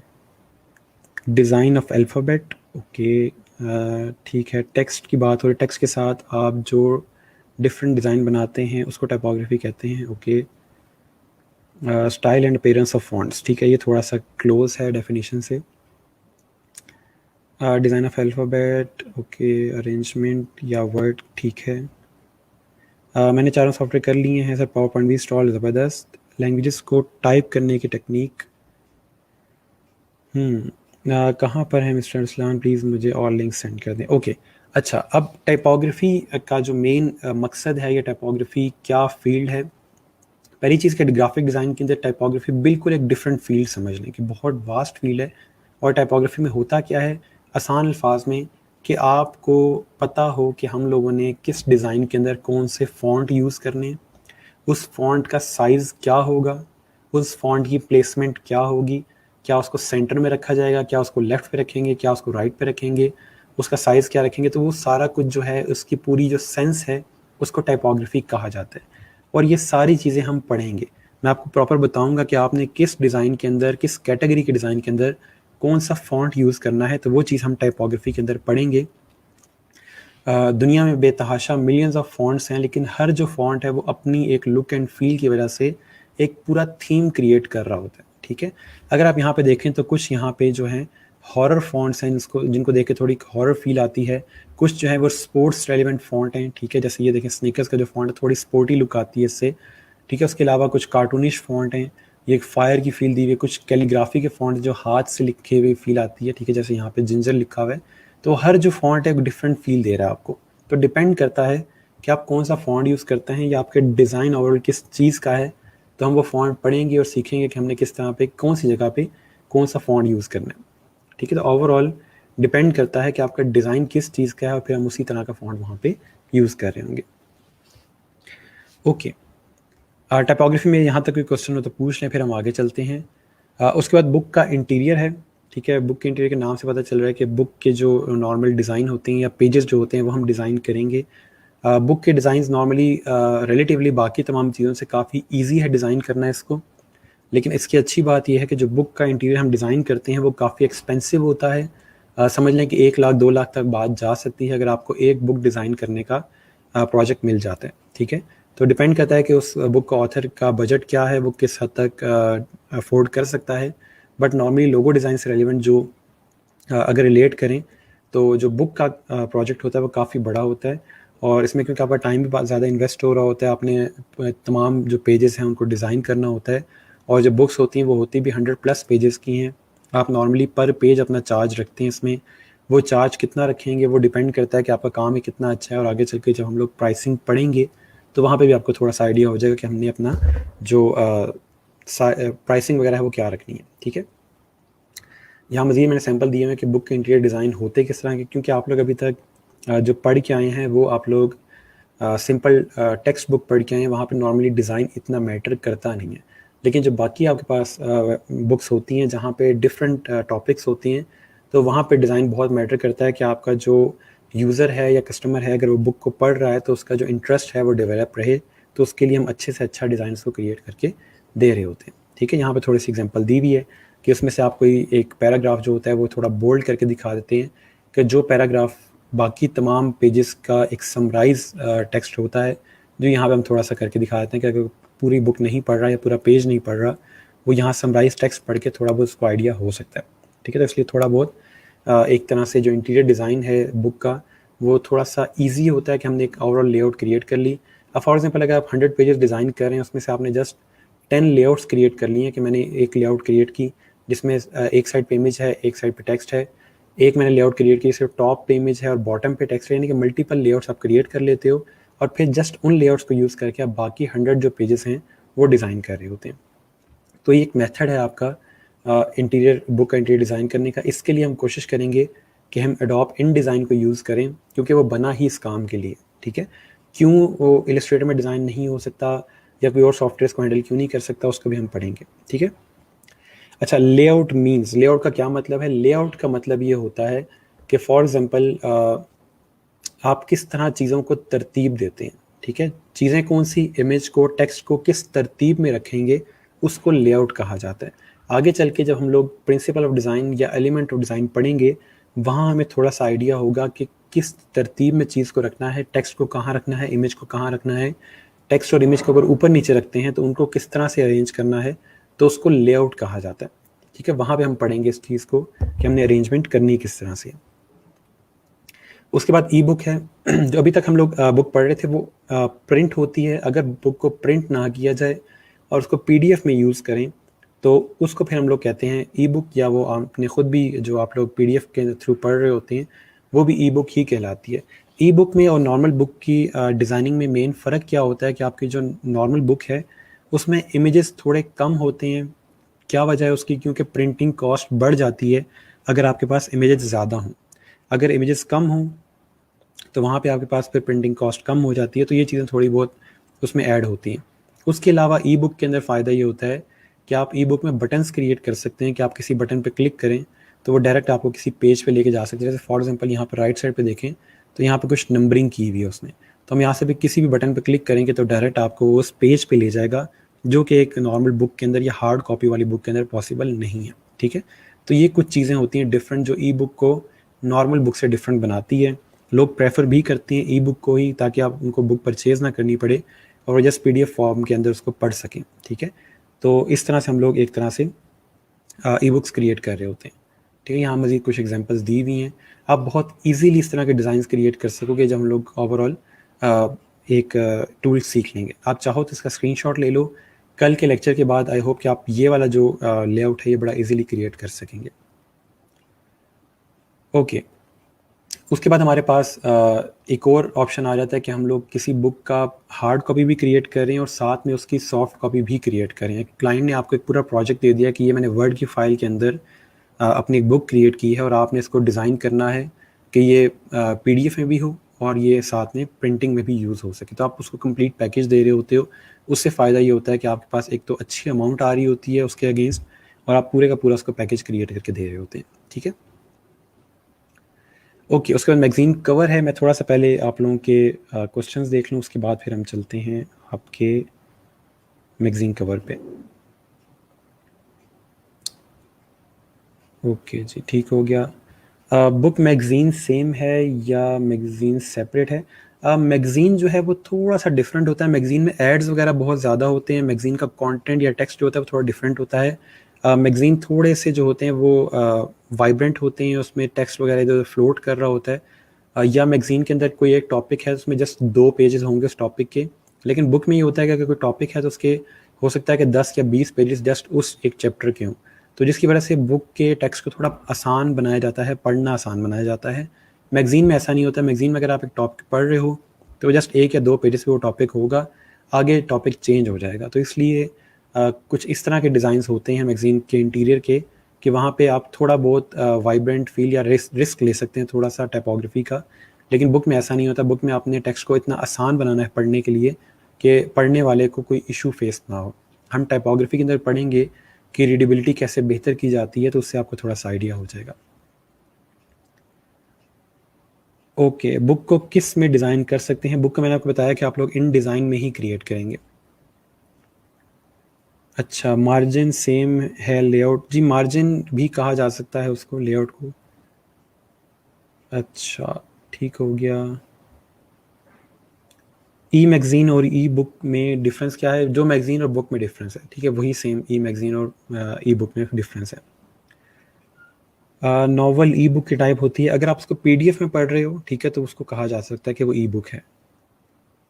अच्छा जी, फोर्थ कौन सा टूल करना, उसका लिंक माइक्रोसॉफ्ट का पावर पॉइंट आपने इंस्टॉल करना है। नॉर्मली वो पावर पॉइंट या माइक्रोसॉफ्ट ऑफिस जो है वो सबके पास ही होता है, तो उसका आई गेस लिंक इन्होंने नहीं दिया, वो आप इंटरनेट से कहीं से भी इंस्टॉल कर सकते हैं या गेट इनटू पीसी से भी कर सकते हैं, या सरफयाज को कहीं अगर उनके पास एमएस ऑफिस का लिंक हुआ तो आपको प्रोवाइड कर देंगे।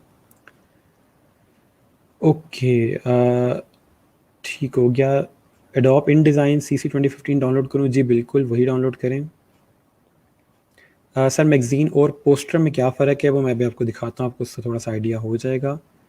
मैगज़ीन कवर में पोस्टर में डिफरेंस मैं आपको दिखाता हूँ। ये जो एक मैगज़ीन कवर है, ठीक है, इसके अंदर उसने दिखाया हुआ है कि person of the year times magazine का एक उन्होंने ओवरऑल डिज़ाइन क्रिएट किया हुआ है।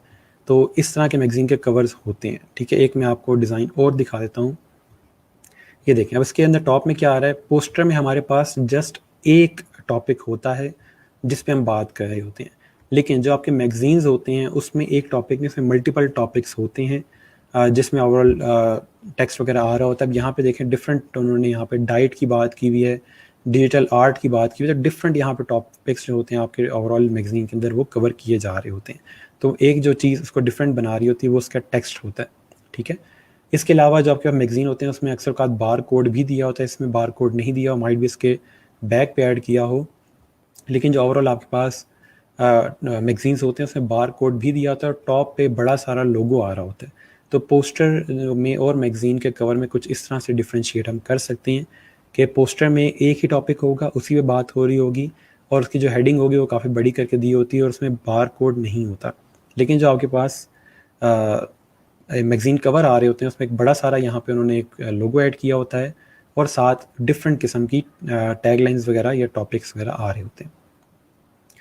ओके, उसके बाद वेक्टर ट्रेसिंग है। किसी को आइडिया है वेक्टर ट्रेसिंग क्या होती है, वेक्टर क्या होता है? किसी ने कभी पढ़ा हो या कभी सुना हो वेक्टर किसको कहते हैं?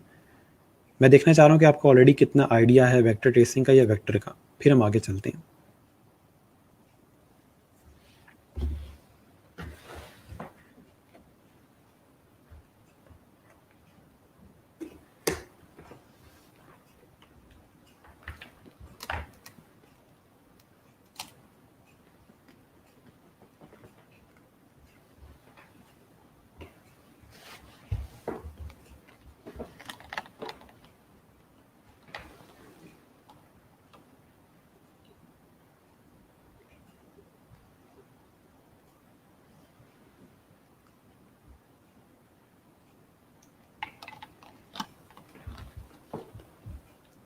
ओके जी, फर्स्ट थ्री टूल्स का लिंक कहाँ से मिलेगा?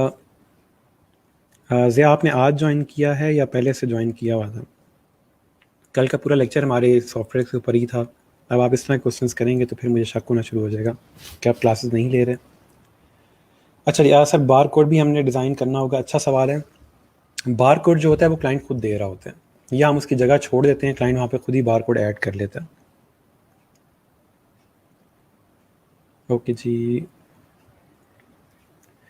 उर्दू में बुक डिज़ाइन का डिफरेंट मेथड है। जी बिल्कुल, उर्दू में जो बुक डिज़ाइन की जा रही होती है उसमें थोड़ा सा टेक्स्ट डिफरेंट आ रहा होता है, लेकिन ओवरऑल डिज़ाइन के जो प्रिंसिपल हैं वो सेम है।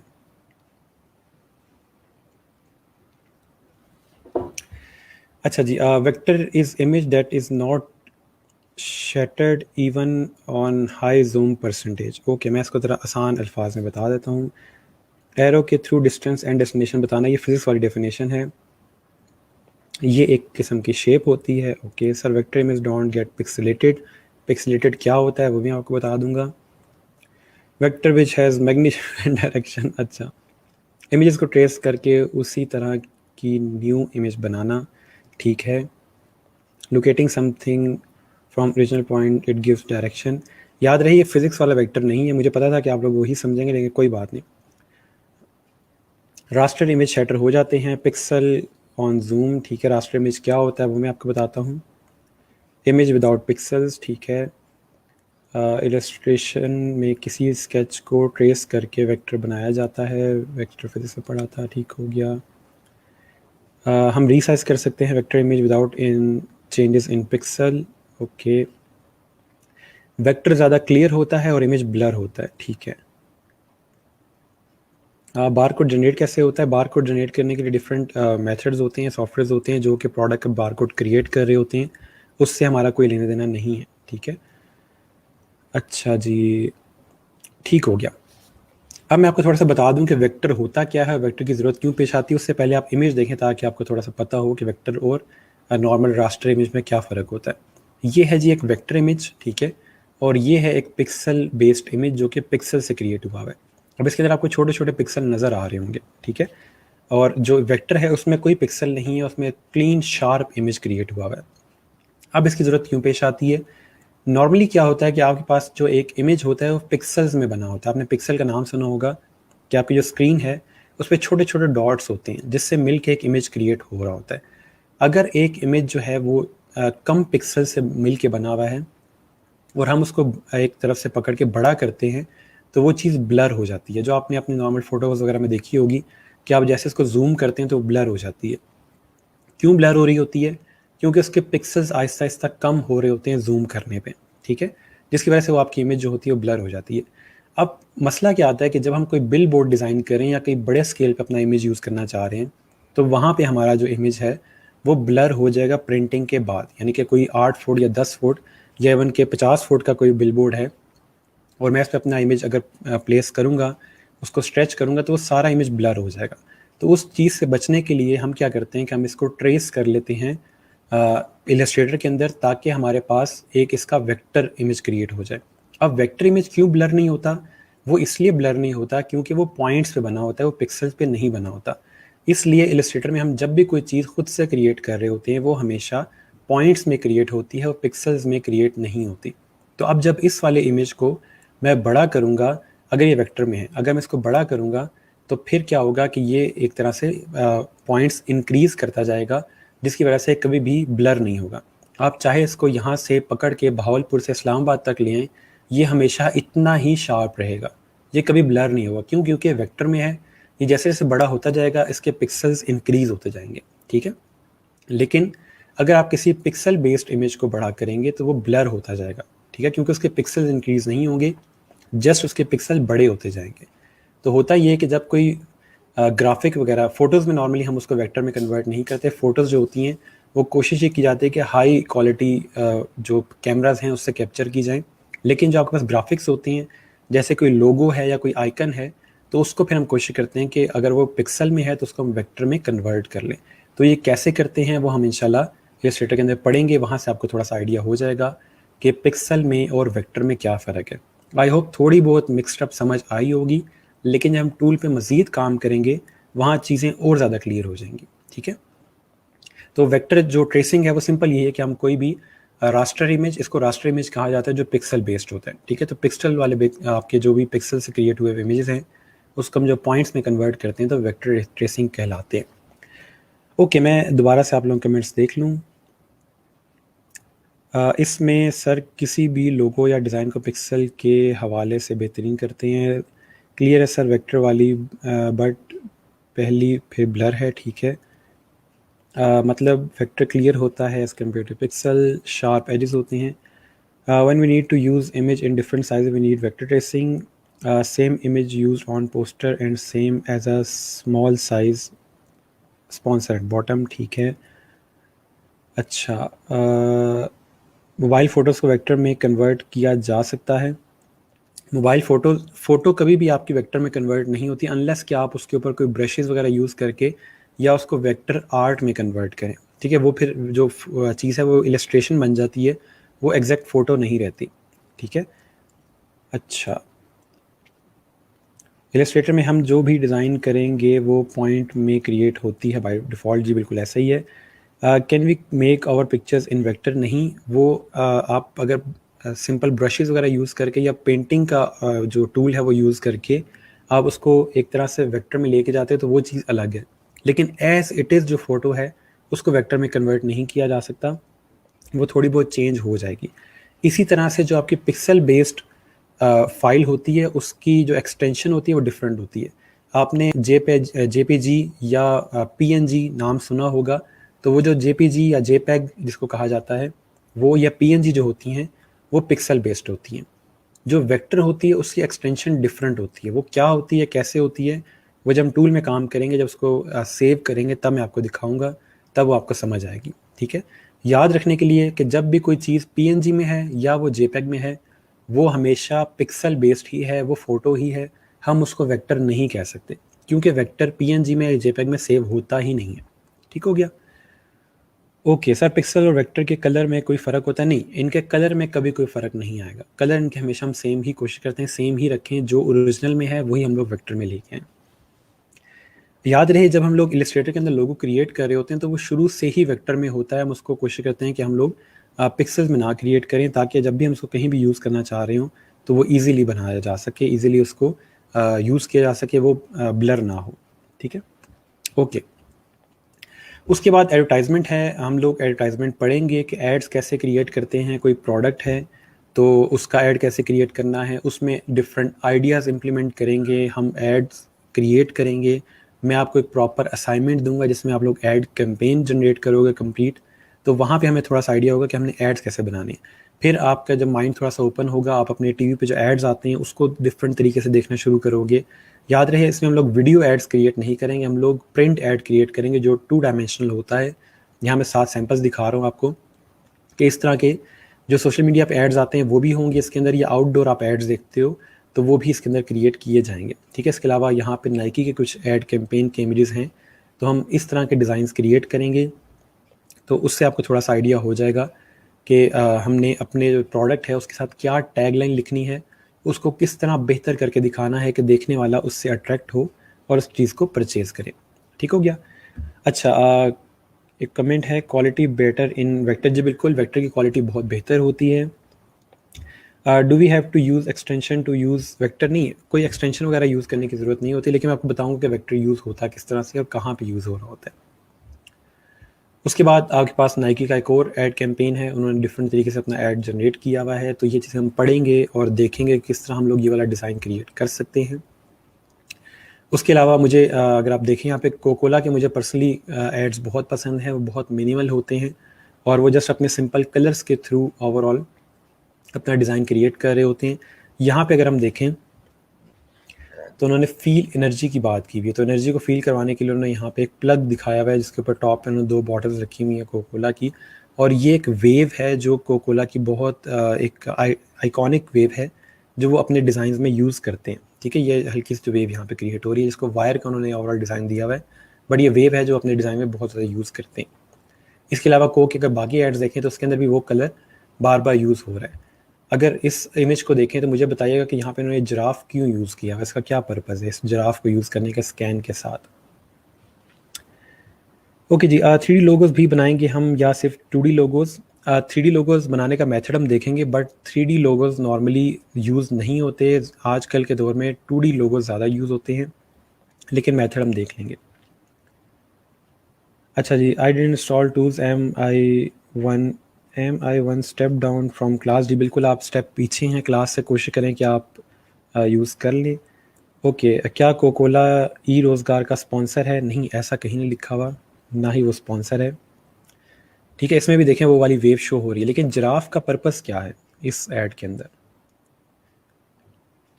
अच्छा जी सर, हम कॉमिक बुक्स भी डिज़ाइन करेंगे। जी, अगर आपकी इलस्ट्रेशन अच्छी हो जाती है तो फिर आप कॉमिक बुक्स यूज़ कर सकते हैं। अच्छा जी, लॉन्ग कैन की उन्होंने एक चीज़ डिपिक्ट करने के लिए उन्होंने यहाँ पे जिराफ यूज़ किया हुआ है। ठीक हो गया, जिराफ ये शो कर रहा है कि जो कैन है लॉन्ग है। अब अगर पाकिस्तानी किसी जगह पे या पाकिस्तानी टीवी चैनल के ऊपर या हम लोग बिल बोर्ड्स पे ये चीज़ दिखानी होती कि जो कैन है इसकी लेंथ ज़्यादा, तो माइट भी हम लोग मोहम्मद इरफान जो बॉलर है उसको ये कैन पकड़ा देते कि जी ये पी के दिखाओ और लोगों को बताओ कि जो कैन है ये लॉन्ग है और लेंथ इसकी ज़्यादा है। तो हम इस तरह की टेक्निक यूज़ कर रहे होते हैं, या हमने कोई चाय सेल करनी हो या टी सेल करनी हो तो उसके लिए हम लोगों को डांस करवाना शुरू कर देते हैं और तरंग का ऐड बन जाता है जिसकी कोई सेंस नहीं बन रही होती। ठीक है, तो इसलिए जो हम लोग एड्स क्रिएट करेंगे वो प्रॉपर क्रिएटिव एड्स होंगे, अट्रैक्टिव एड्स होंगे, इस तरह के नॉनसेंस किस्म के ऐड नहीं होंगे जिसका कोई सेंस ना बन रही हो। ठीक है, इस ऐड को देखें जो दरमियान में ऐड है, मुझे बताएं इससे क्या कीवर्ड्स आपके माइंड में आते हैं।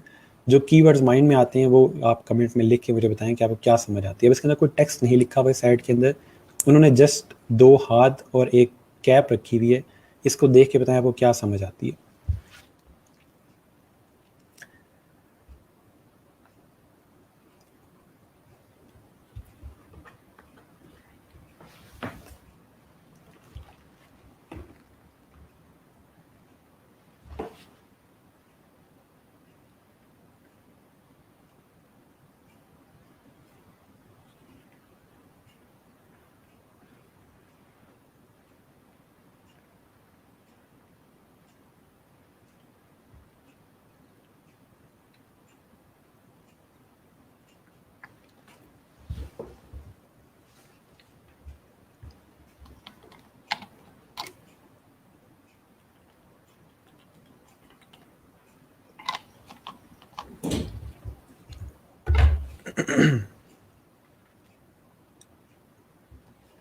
ठीक है जी, बॉटल की शेप नज़र आ रही है, कोक की बॉटल है, इसमें रिलेशनशिप को डिफाइन करें यानी कनेक्टिविटी को कह सकते हैं, कनेक्टिविटी है एक तरह से। खाने की तरफ दिमाग जाता है, खाने की तरफ तो क्यों दिमाग जाता है, इसमें तो खाने वाली कोई चीज़ भी नहीं है। खुशियाँ शेयर कर रहे हैं, ओके। डाइवर्सिटी, डाइवर्सिटी क्यों है, क्योंकि इसके हाथ का कलर और है और उसके हाथ का कलर और है। केयर शो कर रहे हैं, ठीक हो गया। कोक इज़ फॉर एवरीवन, ज़बरदस्त। Shape of Coke is between hands, ठीक है। बॉटल इमेज बन रहा है एम्प्टी स्पेस में। अच्छा, मैं आपको साथ थोड़ा सा बता दूं कि जो एम्प्टी स्पेस में आपको बॉटल समझ आ रही है ना कि बॉटल बनी हुई है लेकिन बॉटल वहाँ मौजूद नहीं है, इसको कहा जाता है नेगेटिव स्पेस। ठीक है, अगर ये बॉटल आपको नज़र आ रही है, जैसे यहाँ पे कैन हमें नज़र आ रहा है, तो ये पॉजिटिव स्पेस के अंदर आपका कैन मौजूद है। लेकिन एक ऐसी चीज़ जो वहाँ मौजूद नहीं है लेकिन हमें फील हो रहा है कि ये यहाँ पे है, यानी कि बॉटल हमें फील हो रही है लेकिन वो वहाँ पे बनी नहीं हुई, तो उसको नेगेटिव स्पेस कहा जाता है। यानी कि उस स्पेस से माइनस कर दी गई है लेकिन उसका एक अक्स मौजूद है यहाँ पे, उसको नेगेटिव स्पेस कहा जाता है। ठीक है, हम आगे चल के डिज़ाइन क्रिएट करेंगे तो वहाँ पे आपको नेगेटिव स्पेस और पॉजिटिव स्पेस किस तरह क्रिएट करते हैं वो भी आपको थोड़ा सा आइडिया हो जाएगा। मैंने कहा ये आपको साथ बताता जाऊँ कि पॉजिटिव स्पेस और नेगेटिव स्पेस क्या होती है। ओके जी, कोकोला की बॉटल नज़र आ रही है, ठीक है जी। Care and love showing bottle, ठीक हो गया।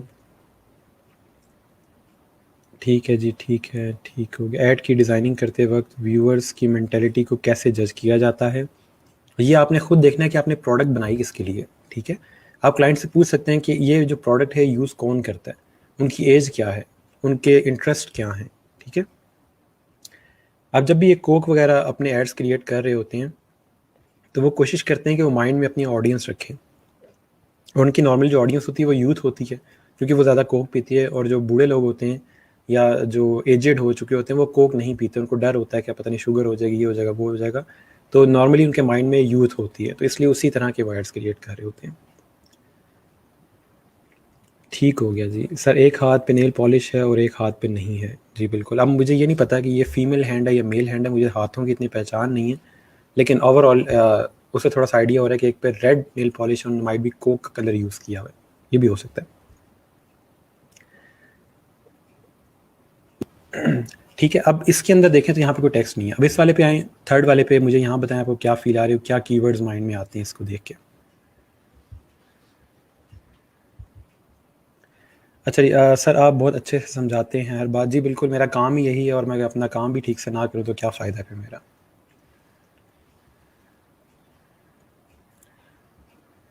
ठीक है, अब थर्ड इमेज में मुझे बताएं यहाँ पे आपको क्या चीज़ समझ आ रही है, इस इमेज का पर्पज़ क्या है, क्योंकि इसके अंदर भी उन्होंने कोई टेक्स्ट नहीं दिया हुआ, सिर्फ कोकोला लिखा हुआ है और इसके अंदर जो बॉटल है वो नेगेटिव स्पेस के अंदर मौजूद है। ठीक है, dinner is incomplete without Coke, ठीक है। हर खाने के साथ कोक, क्यों हमें खाने की फील आ रही है, क्योंकि यहाँ फोक और नाइफ उन्होंने बनाया हुआ है कि आप खाने के साथ कोक लें। ठीक है, तो ये एक फील आ रही है। अब यही चीज़ अगर पाकिस्तानी ऐड में हमने दिखानी हो तो क्या होगा, एक कोक खुल रही है, ग्लासेस में डल रही है, टेबल पे पूरी फैमिली बैठी हुई है, हंसी जा रहे हैं, कोक पिए जा रहे हैं, पता नहीं कोक में ऐसा क्या मिला दिया कि सब हंस रहे हैं। तो वो एक हमें दिखाई जाती है कि एक आइडियल फैमिली ऐसी है कि आपने खाना है तो इस तरह खाना है, तो जिसकी वजह से बाकी जो लोग होते हैं वो कम्प्लेक्सिटी का शिकार हो जाते हैं। तो एक इस तरह का जब ऐड क्रिएट होता है तो वो इतना अट्रैक्टिव नहीं होता, ठीक है। तो उन्होंने जस्ट वो एक इमेज के साथ बता दिया कि जी ये खाने के साथ में कोक पीनी है तो आप एंजॉय करेंगे, सिंपल। ओके जी, ठीक हो गया। मैं कमेंट्स देख लूँ साथ साथ आप लोगों के। थर्ड शेप में बॉटल की शेप है, ठीक है, नेगेटिव स्पेस के अंदर वो शेप बन रही है। ज़रूरी है कि डिनर ही हो, ठीक है, लंच में भी आप ये फोक और नाइफ यूज़ करते हैं। ठीक हो गया। हमें अब कोक के ऐड से आइडिया हो रहा है कि उन्होंने वीडियो के अलावा जस्ट स्टिल इमेजेस के अंदर, 2D इमेजेस के अंदर भी उन्होंने एक बहुत डिफरेंट किस्म के मैसेजेस दिए हैं, ठीक है। अच्छा, उसके बाद ब्रोशर है, थोड़े से हम ब्रोशर देख लेते हैं। हमने कल डिस्कस भी किया था ब्रोशर्स क्या होते हैं, कि मल्टीपल पेजेस होते हैं इसके अंदर। जैसे मैं यहाँ पे आपको सैंपल दिखा देता हूँ। इसके अंदर अगर हम देखें तो डिफरेंट पेजेस होंगे, जो कि A4 साइज़ के अंदर एक पेज होता है, या लेटर साइज़ के अंदर, डिपेंड करता है क्लाइंट की रिक्वायरमेंट क्या है, ठीक है। अब इसके अंदर अगर हम देखें तो यहाँ पे A4 साइज़ के अंदर उन्होंने ब्रोशर डिज़ाइन किया हुआ है। डिफरेंट इसके अंदर एलिमेंट्स हैं, टेक्स्ट काफ़ी ज़्यादा है एज़ कम्पेयर टू पोस्टर या फ्लायर, ठीक है, और इसके मल्टीपल पेजेस होते हैं। It's more like a book, लेकिन कम पेजेस के साथ, और कंटेंट भी इसका काफ़ी कम होता है बुक से, ठीक है। हम पढ़ेंगे कि हम लोगों ने कौन सा फॉन्ट साइज़ रखना है इसके अंदर, जो हमारे पास टेक्स्ट है, हेडिंग का साइज़ कितना रखेंगे, बॉडी का क्या रखेंगे, बॉडी में टेक्स्ट कौन सा यूज़ करेंगे, ठीक है, वो चीज़ें हम कवर करेंगे इसके अंदर। उसके अलावा ब्रोशर इस तरह का भी हो सकता है ट्राई फोल्ड के अंदर। अब जो हमने फ्लायर पढ़ा था वो जस्ट एक A4 पेपर जो था उसको उन्होंने 3 में डिवाइड किया था, यहाँ पे 3 A4 पेपर्स हैं, ठीक है। तो इस तरह का भी ब्रोशर हो सकता है। नॉर्मली क्लाइंट खुद बताता है कि उसको किस स्टाइल में ब्रोशर चाहिए, फिर हम उसी में डिज़ाइन करते हैं, ठीक है। यहाँ पे मज़ीद सैंपल दिए हुए। अब इस तरह के डिज़ाइन आप बहुत ईजिली बना सकोगे जब हम लोग टूल को सीख लेंगे। जो मेन चीज़ इसमें अडॉप्ट करने वाली है वो है अलाइनमेंट चीज़ों की, कि चीज़ें आपस में अलाइन हो। यहाँ मैं आपको थोड़ा सा एग्जांपल देता हूँ कि जैसे हम देखें बेस्ट ऑफर की जो यहाँ पे हेडिंग है, और ये टॉप से लेके बॉटम तक ये आइकन देखें, ये वाली हेडिंग देखें, नीचे टेक्स्ट देखें, ये सारा आपस में अलाइंड है, ठीक है। थोड़ी सी आपको समझ आ रही होगी कि चीज़ें टॉप से बॉटम तक बिल्कुल अलाइंड है। सेम अगर हम यहाँ पे देखें, ये बॉक्स जहाँ पे एंड हो रहा है, टेक्स्ट वहाँ पे आ रहा है, फिर ये वाला टेक्स्ट वहाँ पे आ रहा है, तो यहाँ पे भी उतनी ही अलाइनमेंट है। और जितनी स्पेस सेंटर से यहाँ पे दी गई है, उतनी ही स्पेस सेंटर से यहाँ पे दी गई है। तो इन अलाइनमेंट्स की वजह से आपके डिज़ाइन ज़्यादा बेहतर, ज़्यादा अच्छे बनते हैं, ठीक है। तो ये अलाइनमेंट करनी किस तरह से है, अलाइनमेंट से डिज़ाइन पे क्या अफेक्ट पड़ता है, इस चीज़ को हम पढ़ेंगे ताकि हमारे डिज़ाइन भी अच्छे लगें। होता ये है कि लोगों को डिज़ाइन का टूल यूज़ करना आ जाता है, लेकिन डिज़ाइन के प्रिंसिपल्स का नहीं पता होता, जिसकी वजह से वो अजीब-व-गरीब किस्म के डिज़ाइन बना रहे होते हैं। उनकी चीज़ें बिखरी होती हैं पूरे आर्टबोर्ड के ऊपर या पूरे डिज़ाइन के ऊपर, जिसकी वजह से डिज़ाइन इतना अच्छा और इतना अट्रैक्टिव नहीं लगता, ठीक है। अगर इस वाले डिज़ाइन को हम देखें तो उसमें उसने चीज़ों को सेंटर लाइन किया हुआ है। ये जो creative solutions for new brands है, उसी के सेंटर में उसने नीचे एक लाइन लिखी हुई है, और उसके जो बॉडी टेक्स्ट है वो भी उसी तरह से सेंटर में, और नीचे जो उनका लोगो है वो भी सेंटर में। तो चीज़ें सारी सेंटर में, उसके इस साइड भी उतना ही स्पेस है और इस साइड भी उतना ही स्पेस है। तो ये चीज़ हमने अडॉप्ट करनी है। और अगर आप इस डिज़ाइन को देखना चाहें तो देखिए, मैं साथ साथ के कमेंट्स देख लूँ। अच्छा सर, आप पाकिस्तानियों की डिज़ाइनिंग के अगेंस्ट क्यों हैं? पाकिस्तानियों की डिज़ाइनिंग के मैं अगेंस्ट इसलिए हूँ क्योंकि आपका जो किसी भी नेशन को आपने अगर चेक करना हो कि उनकी मेंटालिटी क्या है, तो आप उसके एड्स देख लें, क्योंकि एड्स हमेशा कौम की मेंटालिटी को देख के बनाए जाते हैं, ठीक है। लेकिन हमारे जो एड्स हैं वो पता नहीं हमें क्या समझाना चाह रहे हैं, इसलिए बड़े अजीब-व-गरीब किस्म के वहाँ पे एड्स क्रिएट हो रहे होते हैं, जो हमारी कौम की मेंटालिटी को ख़राब कर रहे होते हैं, ठीक है। थोड़े से इंस्पायरेशन से रिलेवेंट। अब अगर किसी को याद हो तो यूफोन के जो एड्स हुआ करते थे, उनको देख के हम हँसते थे, अच्छा लगता था हमें वो ऐड, ठीक है। कौम में एक थोड़ी-सी वो खुशी की लहर दौड़ती थी कि यूफोन का नया ऐड आया, बहुत फ़नी है, तो हमें यूफोन का नाम याद रहता था। अब यूफोन की मैनेजमेंट चेंज हो गई, अब इस तरह के एड्स भी नहीं आते। लेकिन मेन चीज़ कहने वाली क्या है कि ऐड इस तरह का होना चाहिए कि जो आपकी प्रोडक्ट को डिपिक्ट करे और आपको वो ऐड याद रहे। ऐसा ऐड ना हो कि पूरा ऐड देखने के बाद आपको पता चले कि अच्छा ये इस प्रोडक्ट का ऐड था, ठीक है। तो थोड़ा-सा हम कोशिश करते हैं कि प्रोडक्ट को भी मर्ज किया जाए और एक अच्छे एड्स क्रिएट किए जाएँ। इसलिए मैं पाकिस्तानी, अब इंसान अपने आप को क्रिटिसाइज़ करे ज़्यादा अच्छा होता है, इसलिए मैं पाकिस्तानी एड्स को ज़्यादा क्रिटिसाइज़ करता हूँ, ठीक है। क्योंकि हम लोग काफ़ी पीछे हैं बाकी दुनिया से। हमारे एड्स बेहतर होना शुरू होंगे तो हमारे जो कौम की थोड़ी मेंटेलिटी है वो थोड़ी बेहतर होगी, वो किसी चीज़ से इंस्पायर होंगे तब वो बेहतर होंगे, ठीक है। मेन चीज़ है इंस्पायर होना, और हमेशा जो हमारी नेशन होती है वो मीडिया से ही इंस्पायर हो रही होती है। जो उनको सामने चीज़ बार बार दिखाई जा रही होती है, हम उसी चीज़ को अडॉप्ट करते जाते हैं, क्योंकि हमें लगता है कि ये काम होता ही इस तरह से है, ठीक है। अच्छा जी, sir audience is almost same either in South Asia and in Europe. नहीं, ऑडियंस में बहुत ज़्यादा फ़र्क है, बहुत ज़्यादा फ़र्क है। आप कभी यूरोप के एड्स देखें, आपको आइडिया होगा कि वहाँ के एड्स में और हमारे एड्स में कितना फ़र्क है। और मैं जब भी जैसे बता रहे हैं, हम कह रही हैं कि कंस्ट्रक्टिव क्रिटिसिज्म है, जब भी क्रिटिसाइज़ करूँगा किसी भी डिज़ाइन को तो साथ में सोल्यूशन भी दूंगा, ठीक है। कंप्लेन करना बड़ा आसान है, साथ सोल्यूशन दें, तो मैं वो सोल्यूशन भी आपको साथ साथ बता रहा हूँ कि हम किस तरह उसको बेहतर कर सकते हैं। अच्छा जी, please sir a few take again और टू ब्रोशर, थोड़ा सा बताइएगा मुनीब आप क्या कह रही हैं। फ्यू टेक अगेन, अच्छा ठीक हो गया जी। अच्छा, आपस में लड़ने की ज़रूरत नहीं है। अच्छा जी, क्योंकि पाकिस्तानी जुगाड़ लगाते हैं, ठीक है जी। Audience in same in both South Asia as well as Europe and management fall they actually don't translate Pakistani audience. Chocolate के लिए फुल मैंने दिखाई है टीवी पे, ठीक हो गया। Why Indian ads are so creative but Pakistani ads look dumb. उसकी वजह ये है कि पाकिस्तानी जो हैं वो जो एजेंसीज हैं, पाकिस्तानी डिज़ाइन एजेंसी जो होती है, जो डिज़ाइन क्रिएट कर रही होती है, वो कॉपी करते हैं इंडियन एड्स को, और जब वो कॉपी कर रहे होते हैं उसमें चेंज इतने अजीबोगरीब हो जाते हैं जिसकी वजह से फाइनल एड जो है वो इतना अच्छा नहीं लगता, ठीक है। तो जो इंडियन एड एजेंसीज हैं उनका स्टाइल थोड़ा डिफरेंट होता है, वो अपनी ऑडियंस को इंस्पायर कर रहे होते हैं। हम लोग अपनी ऑडियंस को डांस करवा रहे होते हैं, कभी शादियां चल रही हैं, कभी मेहंदी चल रही है, उसमें जी चाय पी जा रही है, तो ये चीज़ें नॉर्मली इतनी अच्छी नहीं लगती। हाँ, आपको स्टोरी डेवलप करो, कोई इंस्पायर करो अपनी ऑडियंस को कि हम लोग घरों में किस तरह रहते हैं, हम लोग किस तरह बेहतर परफॉर्म कर सकते हैं। या आपने अभी रिसेंट एड्स देखे होंगे कोविड-19 के बारे में कि लोग एक दूसरे की हेल्प कर रहे हैं, तो वो एक अच्छी चीज़ है। रमज़ान आता है तो हम जामे शीरी एक दूसरे का शेयर कर रहे हैं, गार्ड जो है हमारे घर का उसको हम जी जामे शीरी शेयर करें, जो हमारे बच्चों को एक चीज़ सिखाई जा रही है वो अच्छी बात है। लेकिन जो बाकी दूसरी चीज़ है वो दुनिया अलग हो जाती है फिर, ठीक है। अच्छा, उसके बाद मैं आपको मज़ीद कुछ सैम्पल्स दिखा देता हूँ प्रीवियस स्टूडेंट्स के। ये मेरे ख्याल में लास्ट सैम्पल्स हैं, इसके बाद आगे चल के हम जो टॉपिक्स डिस्कस करेंगे उसी पे काम होगा। ये एक स्टूडेंट ने संडे कॉफ़ी हाउस, जो मैंने एक इनको असाइनमेंट दी हुई थी, उसके बारे में एक लोगो क्रिएट किया हुआ है, उस लोगों को उसने मौके में प्लेस किया है, जिसकी वजह से ये एक थोड़ी सी रियल फील दे रहा है, ठीक है। तो यहाँ पे अगर हम देखें, इसके अंदर उसने होम क्रिएट किया हुआ है, ठीक है, संडे कॉफ़ी हाउस के लिए, और एक कॉफ़ी को नेगेटिव स्पेस के अंदर क्रिएट किया है, कॉफ़ी के मग को, ठीक है। तो ओवरऑल एक आइकन क्रिएट हुआ और नीचे उसने अपना टेक्स्ट लिखा हुआ है, तो एक लोगों की असाइनमेंट इस तरह से परफॉर्म हुई है। तो ये आइडियाज़ आएंगे कहाँ से, किस तरह जनरेट करें, उस चीज़ को हम पढ़ेंगे। नेक्स्ट एक स्टूडेंट ने यहाँ पे फैमिली डेंटल का एक ओवरऑल लोगो क्रिएट किया। मुझे बताएं इसमें आपको क्या नज़र आ रहा है, इस ग्राफिक के अंदर क्या कुछ नज़र आ रहा है आपको। अच्छा जी, फ़र्क लैंग्वेज की वजह से है, यूरोप में इंग्लिश बोली जाती है इसलिए उनको जल्दी समझ आ जाता है लोगो डिज़ाइन पाकिस्तानी इंग्लिश देख के वैसे ही पागल हो जाए। नहीं, ऐसा नहीं है कि यूरोप में और अमेरिका में जस्ट लैंग्वेज का फ़र्क है। फ़र्क ये है कि हमारी इनकम में और उनकी इनकम में फ़र्क है।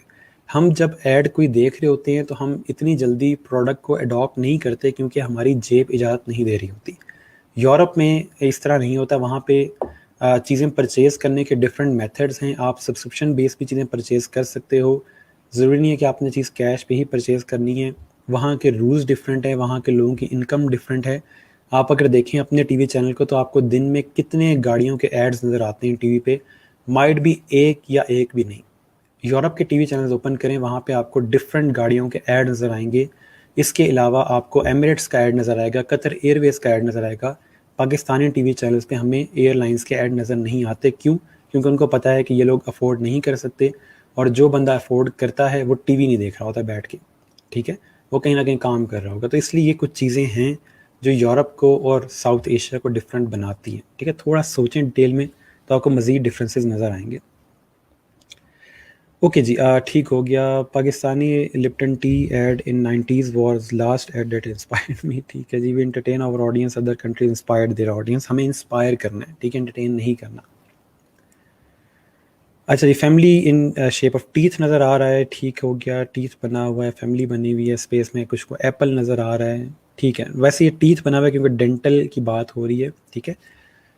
अच्छा, तो उन्होंने ओवरऑल इस तरह से रेड कलर और ब्लू कलर जो है नॉर्मली आपके मेडिकल रेलिवेंट जो फील्ड है उसमें यूज़ होता है, ठीक है। तो उसके उन्होंने एक ओवरऑल ये क्लाइंट के लिए लोगो क्रिएट किया था, जो मैं यहाँ पे आपको दिखा रहा हूँ।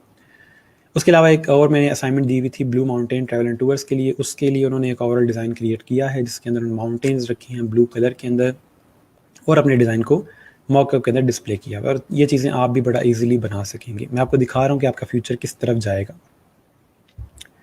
अच्छा जी, our audience have updated but ad agencies have not yet, there don't exist concept of graphic design. जी बिल्कुल ऐसा ही है।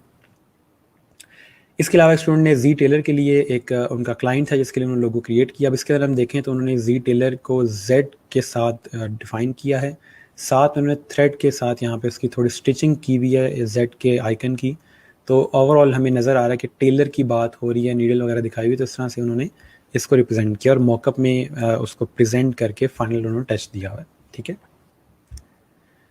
उसके बाद एक और असाइनमेंट थी संडे कॉफ़ी हाउस के नाम से, और उसमें उन्होंने क्या किया कि उन्होंने सन को हाफ में कट करके और यहाँ पे साइड पर उन्होंने टेक्स्ट लिखा हुआ है संडे कॉफ़ी हाउस, और बॉटम पे एक टैगलाइन ऐड की हुई है। और इसी तरह की असाइनमेंट्स आपको भी दी जाएंगी जो आप क्रिएट करेंगे। फिर ये एक मूवी पोस्टर उन्होंने क्रिएट किया स्टूडेंट ने, और यहाँ पे उन्होंने आउटडोर मॉकअप के अंदर प्लेस किया। ये मैं आपको दिखाना चाह रहा था कि मॉकअप में प्लेस करने से चीज़ कितनी अच्छी लगती है। अब अगर ये डिज़ाइन आप अपने क्लाइंट को सेंड करते हो और उस डिज़ाइन को देखता है तो उसको ऐसा लगेगा कि शायद सच में आउटडोर में इसका डिज़ाइन यूज़ हो रहा है, और क्लाइंट को ये चीज़ ज़्यादा ट्रस्ट देती है कि किसी पर्सन ने इससे डिज़ाइनिंग करवा के आउटडोर प्रॉपर कैंपेन रन की है, तो मैं भी इस बंदे पर ट्रस्ट कर सकता हूँ। लेकिन उस गरीब को ये नहीं पता कि हमने जस्ट फोटोशॉप के अंदर इसको प्लेस किया हुआ है, ठीक है। तो जब आपके पोर्टफोलियो के अंदर या आपके सैम्पल्स के अंदर इस तरह से डिज़ाइंस पुट होंगे या उस तरह से प्लेस होंगे, तो फिर क्लाइंट के ऊपर ट्रस्ट ज़्यादा आता है, क्लाइंट आप पे ट्रस्ट ज़्यादा करेगा और आपको प्रोजेक्ट दे सकता है, ठीक है। इसके अलावा हमने ग्लोबल वार्मिंग के बारे में या वाटर शॉर्टेज के बारे में एक कैंपेन रन की थी। उसमें उन्होंने दिखाया हुआ है, हाफ में कट किया है अपने डिज़ाइन को, और एक तरफ उन्होंने दिखाया हुआ है कि अगर पानी हमारे पास है तो क्लाउड्स हैं और इस तरह से ग्रीनरी हमारे पास मौजूद है। लेकिन अगर पानी ख़त्म हो जाता है 2025 तक, तो हमारा जो ओवरऑल अर्थ है वो इस तरह की हो जाएगी। तो यहाँ पर उन्होंने फैक्ट लिखा हुआ है, ये नीचे कॉल टू एक्शन दिया हुआ है, ठीक है। यहाँ पे वेबसाइट की डोनेशन आप यहाँ पे दे सकते हैं, और दरमियान में उन्होंने एक ग्राफिक क्रिएट किया हुआ है। अच्छा, इसके बाद अगर हम देखें तो ये प्रेजेंटेशन डिज़ाइन है जो उन्होंने क्लाइंट के लिए क्रिएट की हुई है, ठीक है। इसमें भी उन्होंने एक कंसिस्टेंट डिज़ाइन यूज़ किया हुआ है, सेम तरह के कलर यूज़ हो रहे हैं, सेम तरह की हेडिंग यूज़ हो रही है, फॉन्ट सेम तरह के यूज़ हो रहे हैं, और ओवरऑल एक थीम क्रिएट हुआ हुआ है, ठीक है। हमने भी इस तरह से डिज़ाइन करना है कि ओवरऑल चीज़ों को कंसिस्टेंट रखेंगे। ये एक और मूवी का पोस्टर उन्होंने क्रिएट किया है, बुक थीफ, जिसके अंदर उन्होंने बुक की जो ओवरऑल पेपर होता है उसकी फील दी हुई है, साथ में उन्होंने टेक्स्ट वगैरह लिखा हुआ है। तो एक बड़ा इजी डिज़ाइन है, इसको डिज़ाइन करना बहुत ईजी है, लेकिन मेन चीज़ है कि आप इस तरह का आइडिया कहाँ से लेके आएंगे, तो वो इंस्पायरेशन कैसे लेंगे, वो सारी चीज़ें हम लोग इंशाल्लाह पढ़ेंगे। नेक्स्ट यहाँ पर उन्होंने एक लोगो क्रिएट किया हुआ है स्टेप टुगेदर का, वुमेन्स डेवलपमेंट ऑर्गेनाइजेशन, ठीक है। इसके अंदर अब मैं दिखाना ये चाह रहा था कि उन्होंने डायरेक्ट ये लोगो नहीं क्रिएट कर दिया, उन्होंने डिफरेंट इसके कॉन्सेप्ट्स क्रिएट किए, ठीक है। उन्होंने डिफरेंट कॉन्सेप्ट्स के अंदर डुअल फेस के साथ ट्राई किया, टेक्स्ट को इस तरह से लिख के चेक किया, ठीक है, और बैक पे शेप ऐड करके देखी। फाइनल उन्होंने मुझे खुद सेंड किया कि इनमें से सर फाइनल कर दें कौन सा डिज़ाइन जो है वो अच्छा लगेगा। मैंने ये वाला फाइनल किया था, जिसके बाद उन्होंने उसमें फाइनल चेंजेस करके इस तरह से फाइनलाइज किया है लोगों को, ठीक है। अच्छा, इसके बाद एक्सपेंडेबल्स का उन्होंने पोस्टर क्रिएट किया, ये भी असाइनमेंट थी जिसके लिए उन्होंने पोस्टर क्रिएट किया है मूवी का, ठीक है। सारा एक जो ओवरऑल थीम है वो मूवी से रेलिवेंट ही है, उसी के इमेजेस यूज़ किए हुए हैं, ठीक है। एक और पोस्टर उसका क्रिएट किया हुआ है करेक्टर के साथ, और उसका यहाँ पे एक डायलॉग लिखा हुआ है, ठीक है। ये चीज़ें ऐड हो सकती हैं। ये एक यहाँ पे लोकल एक फैमिली मेला था, उसके लिए क्लाइंट ने हायर किया था एक स्टूडेंट को, और उसने उसका पोस्टर डिज़ाइन किया है। थोड़ी सी यहाँ पे देसी लुक देने की कोशिश की है उसने, यहाँ पे मोर वगैरह ऐड करके और या लाइटें वगैरह ऐड करके। तो उसमें भी सारा जो पोस्टर है उसमें कंटेंट वगैरह दिया हुआ है सारा, ठीक है। तो एक ये भी स्टाइल यूज़ हुआ है। और उसके अलावा एक स्टूडेंट को ये थोड़ी स्टोरी समझिएगा कि इसमें है क्या। एक स्टूडेंट को जॉब की ऑफ़र आई एक कंपनी से, उन्होंने कहा कि हमें एक डिज़ाइनर चाहिए और उसको एक टास्क दिया गया कि आपने एक पोस्ट क्रिएट करनी है कि जहाँ पे डिज़ाइनर्स को कहा जाए कि आप ग्राफिक डिज़ाइन के लिए अप्लाई करें, ठीक है। सिंपल एक पोस्ट क्रिएट करनी है कि जिस पे डिज़ाइनर्स को कहा जाए कि वो ग्राफिक डिज़ाइन की जॉब के लिए अप्लाई करें। तो उस स्टूडेंट ने इस असाइनमेंट के लिए ये वाला जो करैक्टर है, ये बच्चा अगर आपको याद हो, और इसकी उसने इलस्ट्रेशन क्रिएट की और उसका एक बड़ा वो मशहूर सा जो शुरू में वीडियो आती थी कि वो ये डिज़ाइनर मेरा बैग वापस कर, वो जो एक याद होगा आप लोगों को। तो मेरे ख्याल में अहमद नाम है इस बच्चे का। तो उसका उन्होंने इलस्ट्रेशन क्रिएट किए यहाँ पे कि वही डिज़ाइनर सीवी दे जल्दी कर जल्दी। इसकी एक वीडियो है जिसमें वो कहता है कि वो ये बैग दे मेरा जल्दी कर जल्दी, इस तरह करके कुछ इसकी वीडियो है।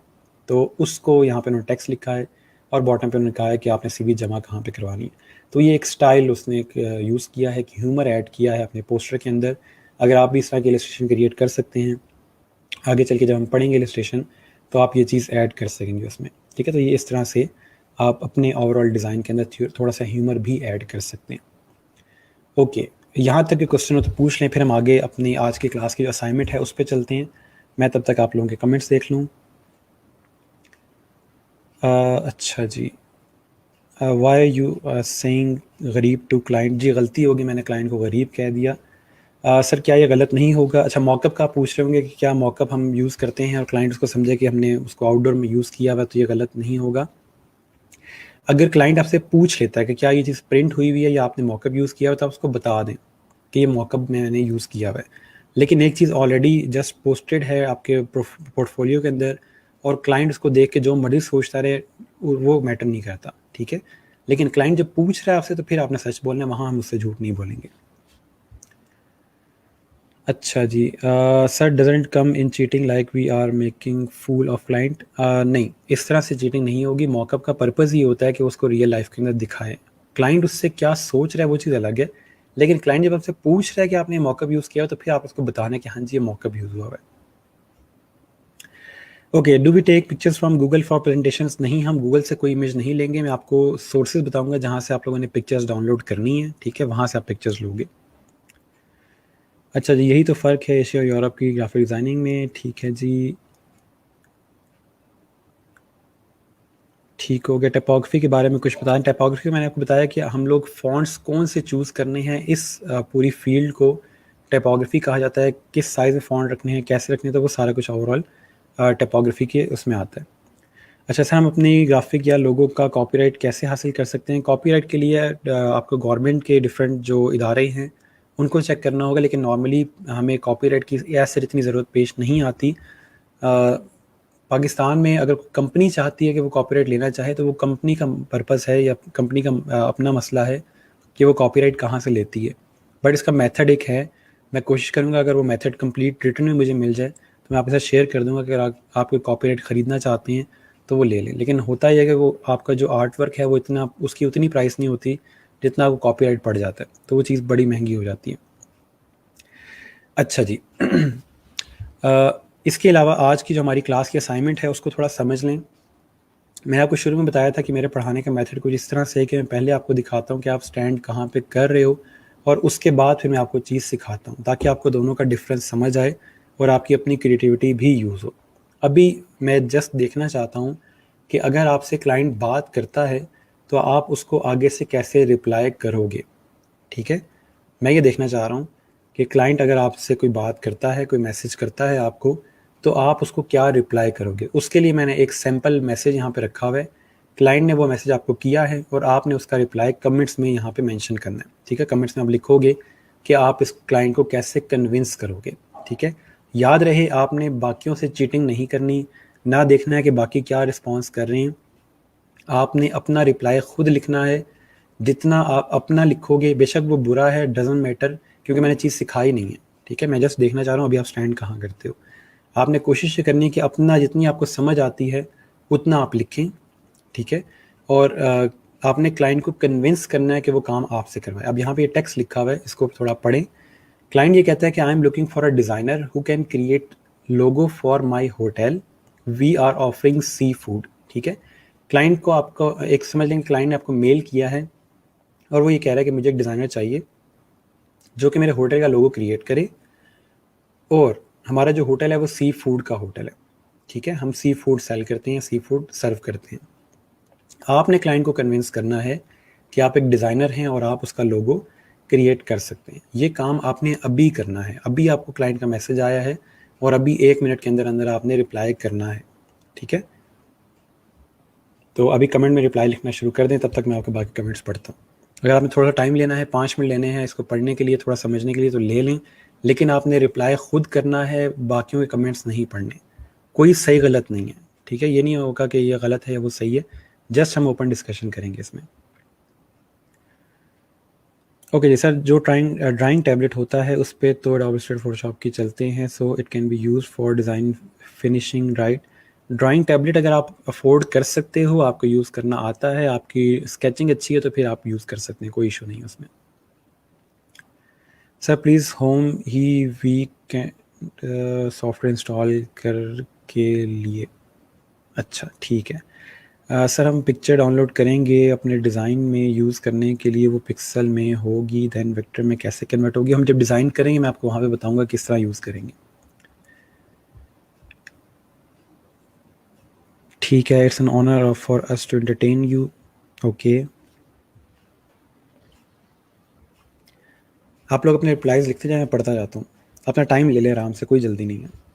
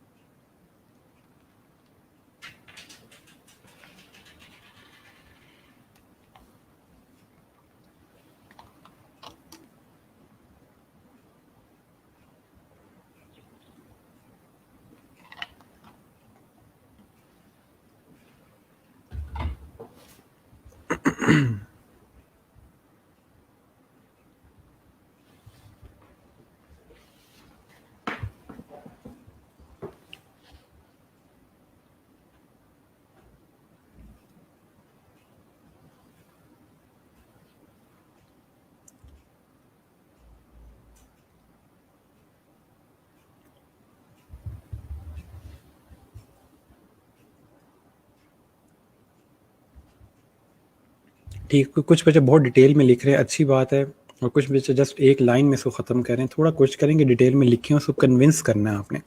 उसने ये एक ईमेल सिर्फ आपको नहीं किया, उसने कहा आई am looking for a designer, तो जब डिज़ाइनर ढूंढ रहा है तो वो 3-4 और लोगों को भी मैसेज करेगा।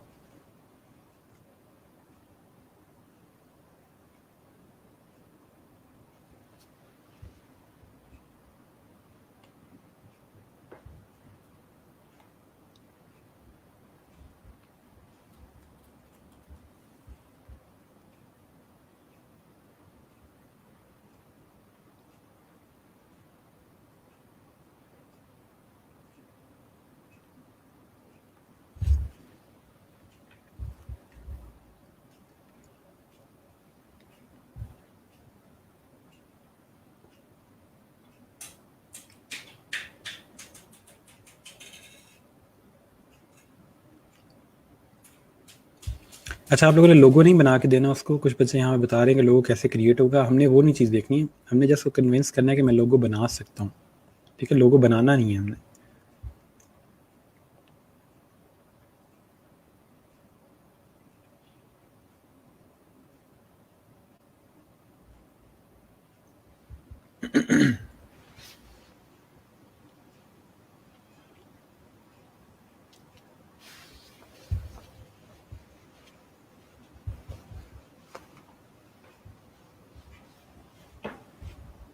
ये मज़े का रिप्लाई है, hello sir I am who you are searching.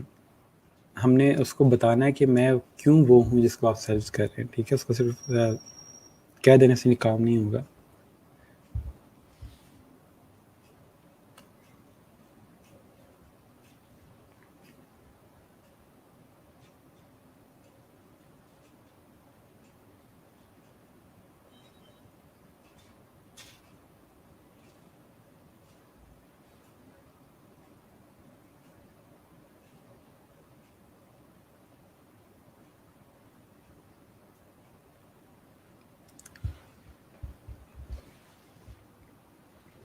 अच्छा, मैं यहाँ पे शो कर देता हूँ बल्कि आप लोगों को डायरेक्ट डिज़ाइंस।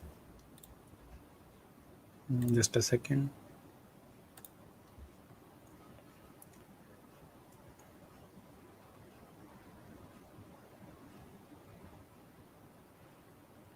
अच्छा, जैसे फॉर एग्जांपल एक स्टूडेंट ने ये लिखा, we are warmly welcome and we did the same thing many years. We may provide the best facility to your seafood, wonderful toward public। ठीक है, ये कुछ अच्छा है।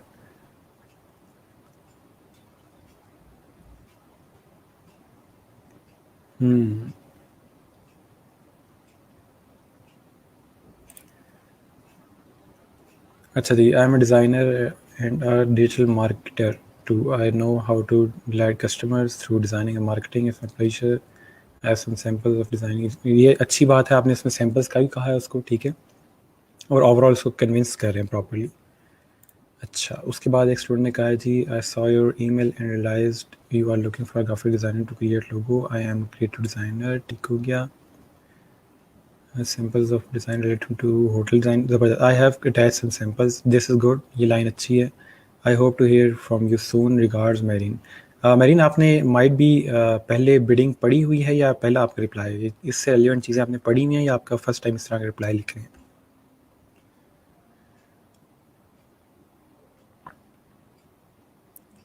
अच्छा, ये मज़े की चीज़ है, ये देखिएगा।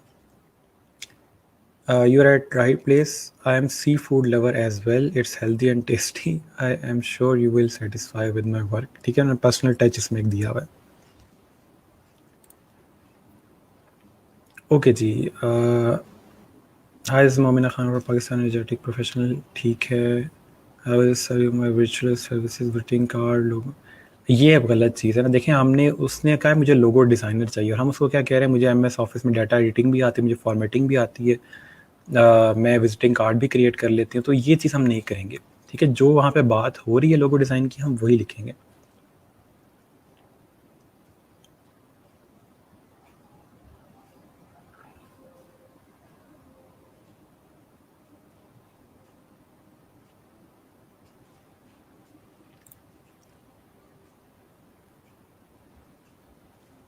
ठीक हो गया।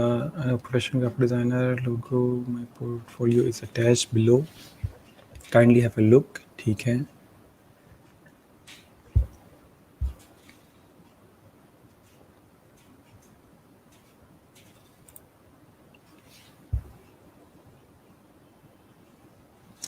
ठीक हो गया, ठीक हो गया। Sure, I personally like seafood, so I always pour my heart in this। Okay, if you are interested, let's talk over loads। Zabardast, zabardast। Second, no, it's as good as my designing if you want। This is good, zabardast।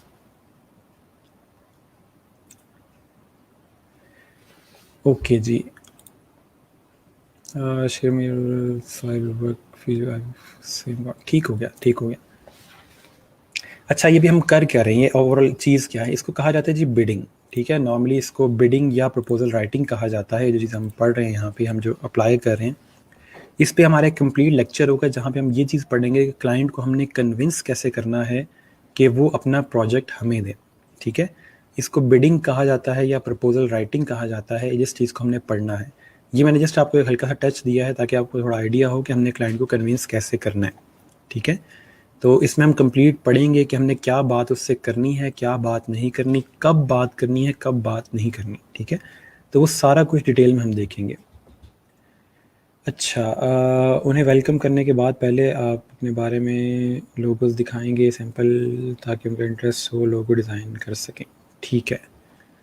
ठीक है जी, ये just मैंने एक test दिया था आपको, just थोड़ा check करना चाह रहा था कि आपको ओवरऑल कितना आइडिया है डिज़ाइन का, और रिप्लाई करने का, क्लाइंट को रिप्लाई करना कितना आता है, आपकी इंग्लिश कितनी अच्छी है, ठीक है, वो थोड़ा मैं देखना चाह रहा था, ताकि फिर हम उस डिटेल के अंदर काम करें। ठीक हो गया?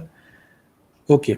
उसके बाद आप लोगों का जो होमवर्क है, आप लोगों ने जो घर में काम करना है, वो सिर्फ ये है कि आप लोगों ने अपने सॉफ्टवेयर्स कंप्लीट करने हैं। ठीक है, कोशिश करें कि एटलीस्ट ये 3 सॉफ्टवेयर आपके हो जाएं, एडोब इलस्ट्रेटर, एडोब फोटोशॉप और एमएस ऑफिस। ठीक है, जो भी लेटेस्ट वर्जन आपको मिलता है वो इंस्टॉल कर लें। बाकी मैंने आपको मेथड बता दिया है कि आप में से जो भी किसी को भी इशू फेस करते हैं तो वो सर फयाज को कांटेक्ट करें, वो आपको वहाँ से बता देंगे, खुद आपके सिस्टम के अंदर एक्सेस लेके तो आपका जो सॉफ्टवेयर वो इंस्टॉल करवा देंगे। ठीक है, तो आपको एक्सक्यूज़ नहीं होनी चाहिए कि ये हो गया या वो हो गया। कोशिश करें कि आज के दिन ही आपके सॉफ्टवेयर जो हैं वो इंस्टॉल हो जाएं। ठीक है जी। अच्छा जी, फाइवर पे तो बिडिंग नहीं होती, गिग बनती है बस। फाइवर पे भी बिडिंग होती है। ठीक है, मैं आपको दिखाऊंगा कहाँ पे होती है, कैसे करते हैं वो, तो उस चीज़ को भी पढ़ेंगे हम। ठीक है, ओके जी, आई होप यहाँ तक चीज़ें क्लियर होंगी। हमारा आज का लेक्चर यहाँ कंप्लीट हो गया है। कल से इंशाल्लाह हम लोग सॉफ्टवेयर पे काम स्टार्ट कर देंगे, कुछ बनाएंगे, कुछ सीखेंगे, और अगर कोई क्वेश्चन है तो पूछ लें। बाकी कोई किसी किस्म की चीज़ बाद में याद आती है तो आप मुझे फेसबुक पे कांटेक्ट कर सकते हैं। ठीक है, जिन बच्चों के पास तमाम सॉफ्टवेयर इंस्टॉल हो गए हैं वो चाहें तो खुद से ओपन करके ट्राई भी कर सकते हैं, लेकिन इतना कुछ नहीं करना कि ये ना सॉफ्टवेयर अनइंस्टॉल करना पड़ जाए और कुछ ख़राब हो जाए, तो थोड़ा सा ध्यान रखें। ठीक है, इसको मैं यहाँ से क्लोज़ करता हूँ। इंशाल्लाह कल हम नई चीज़ स्टार्ट करेंगे। तब तक के लिए अपना ख्याल रखिएगा, दुआ में याद रखिएगा। अल्लाह हाफ़िज़।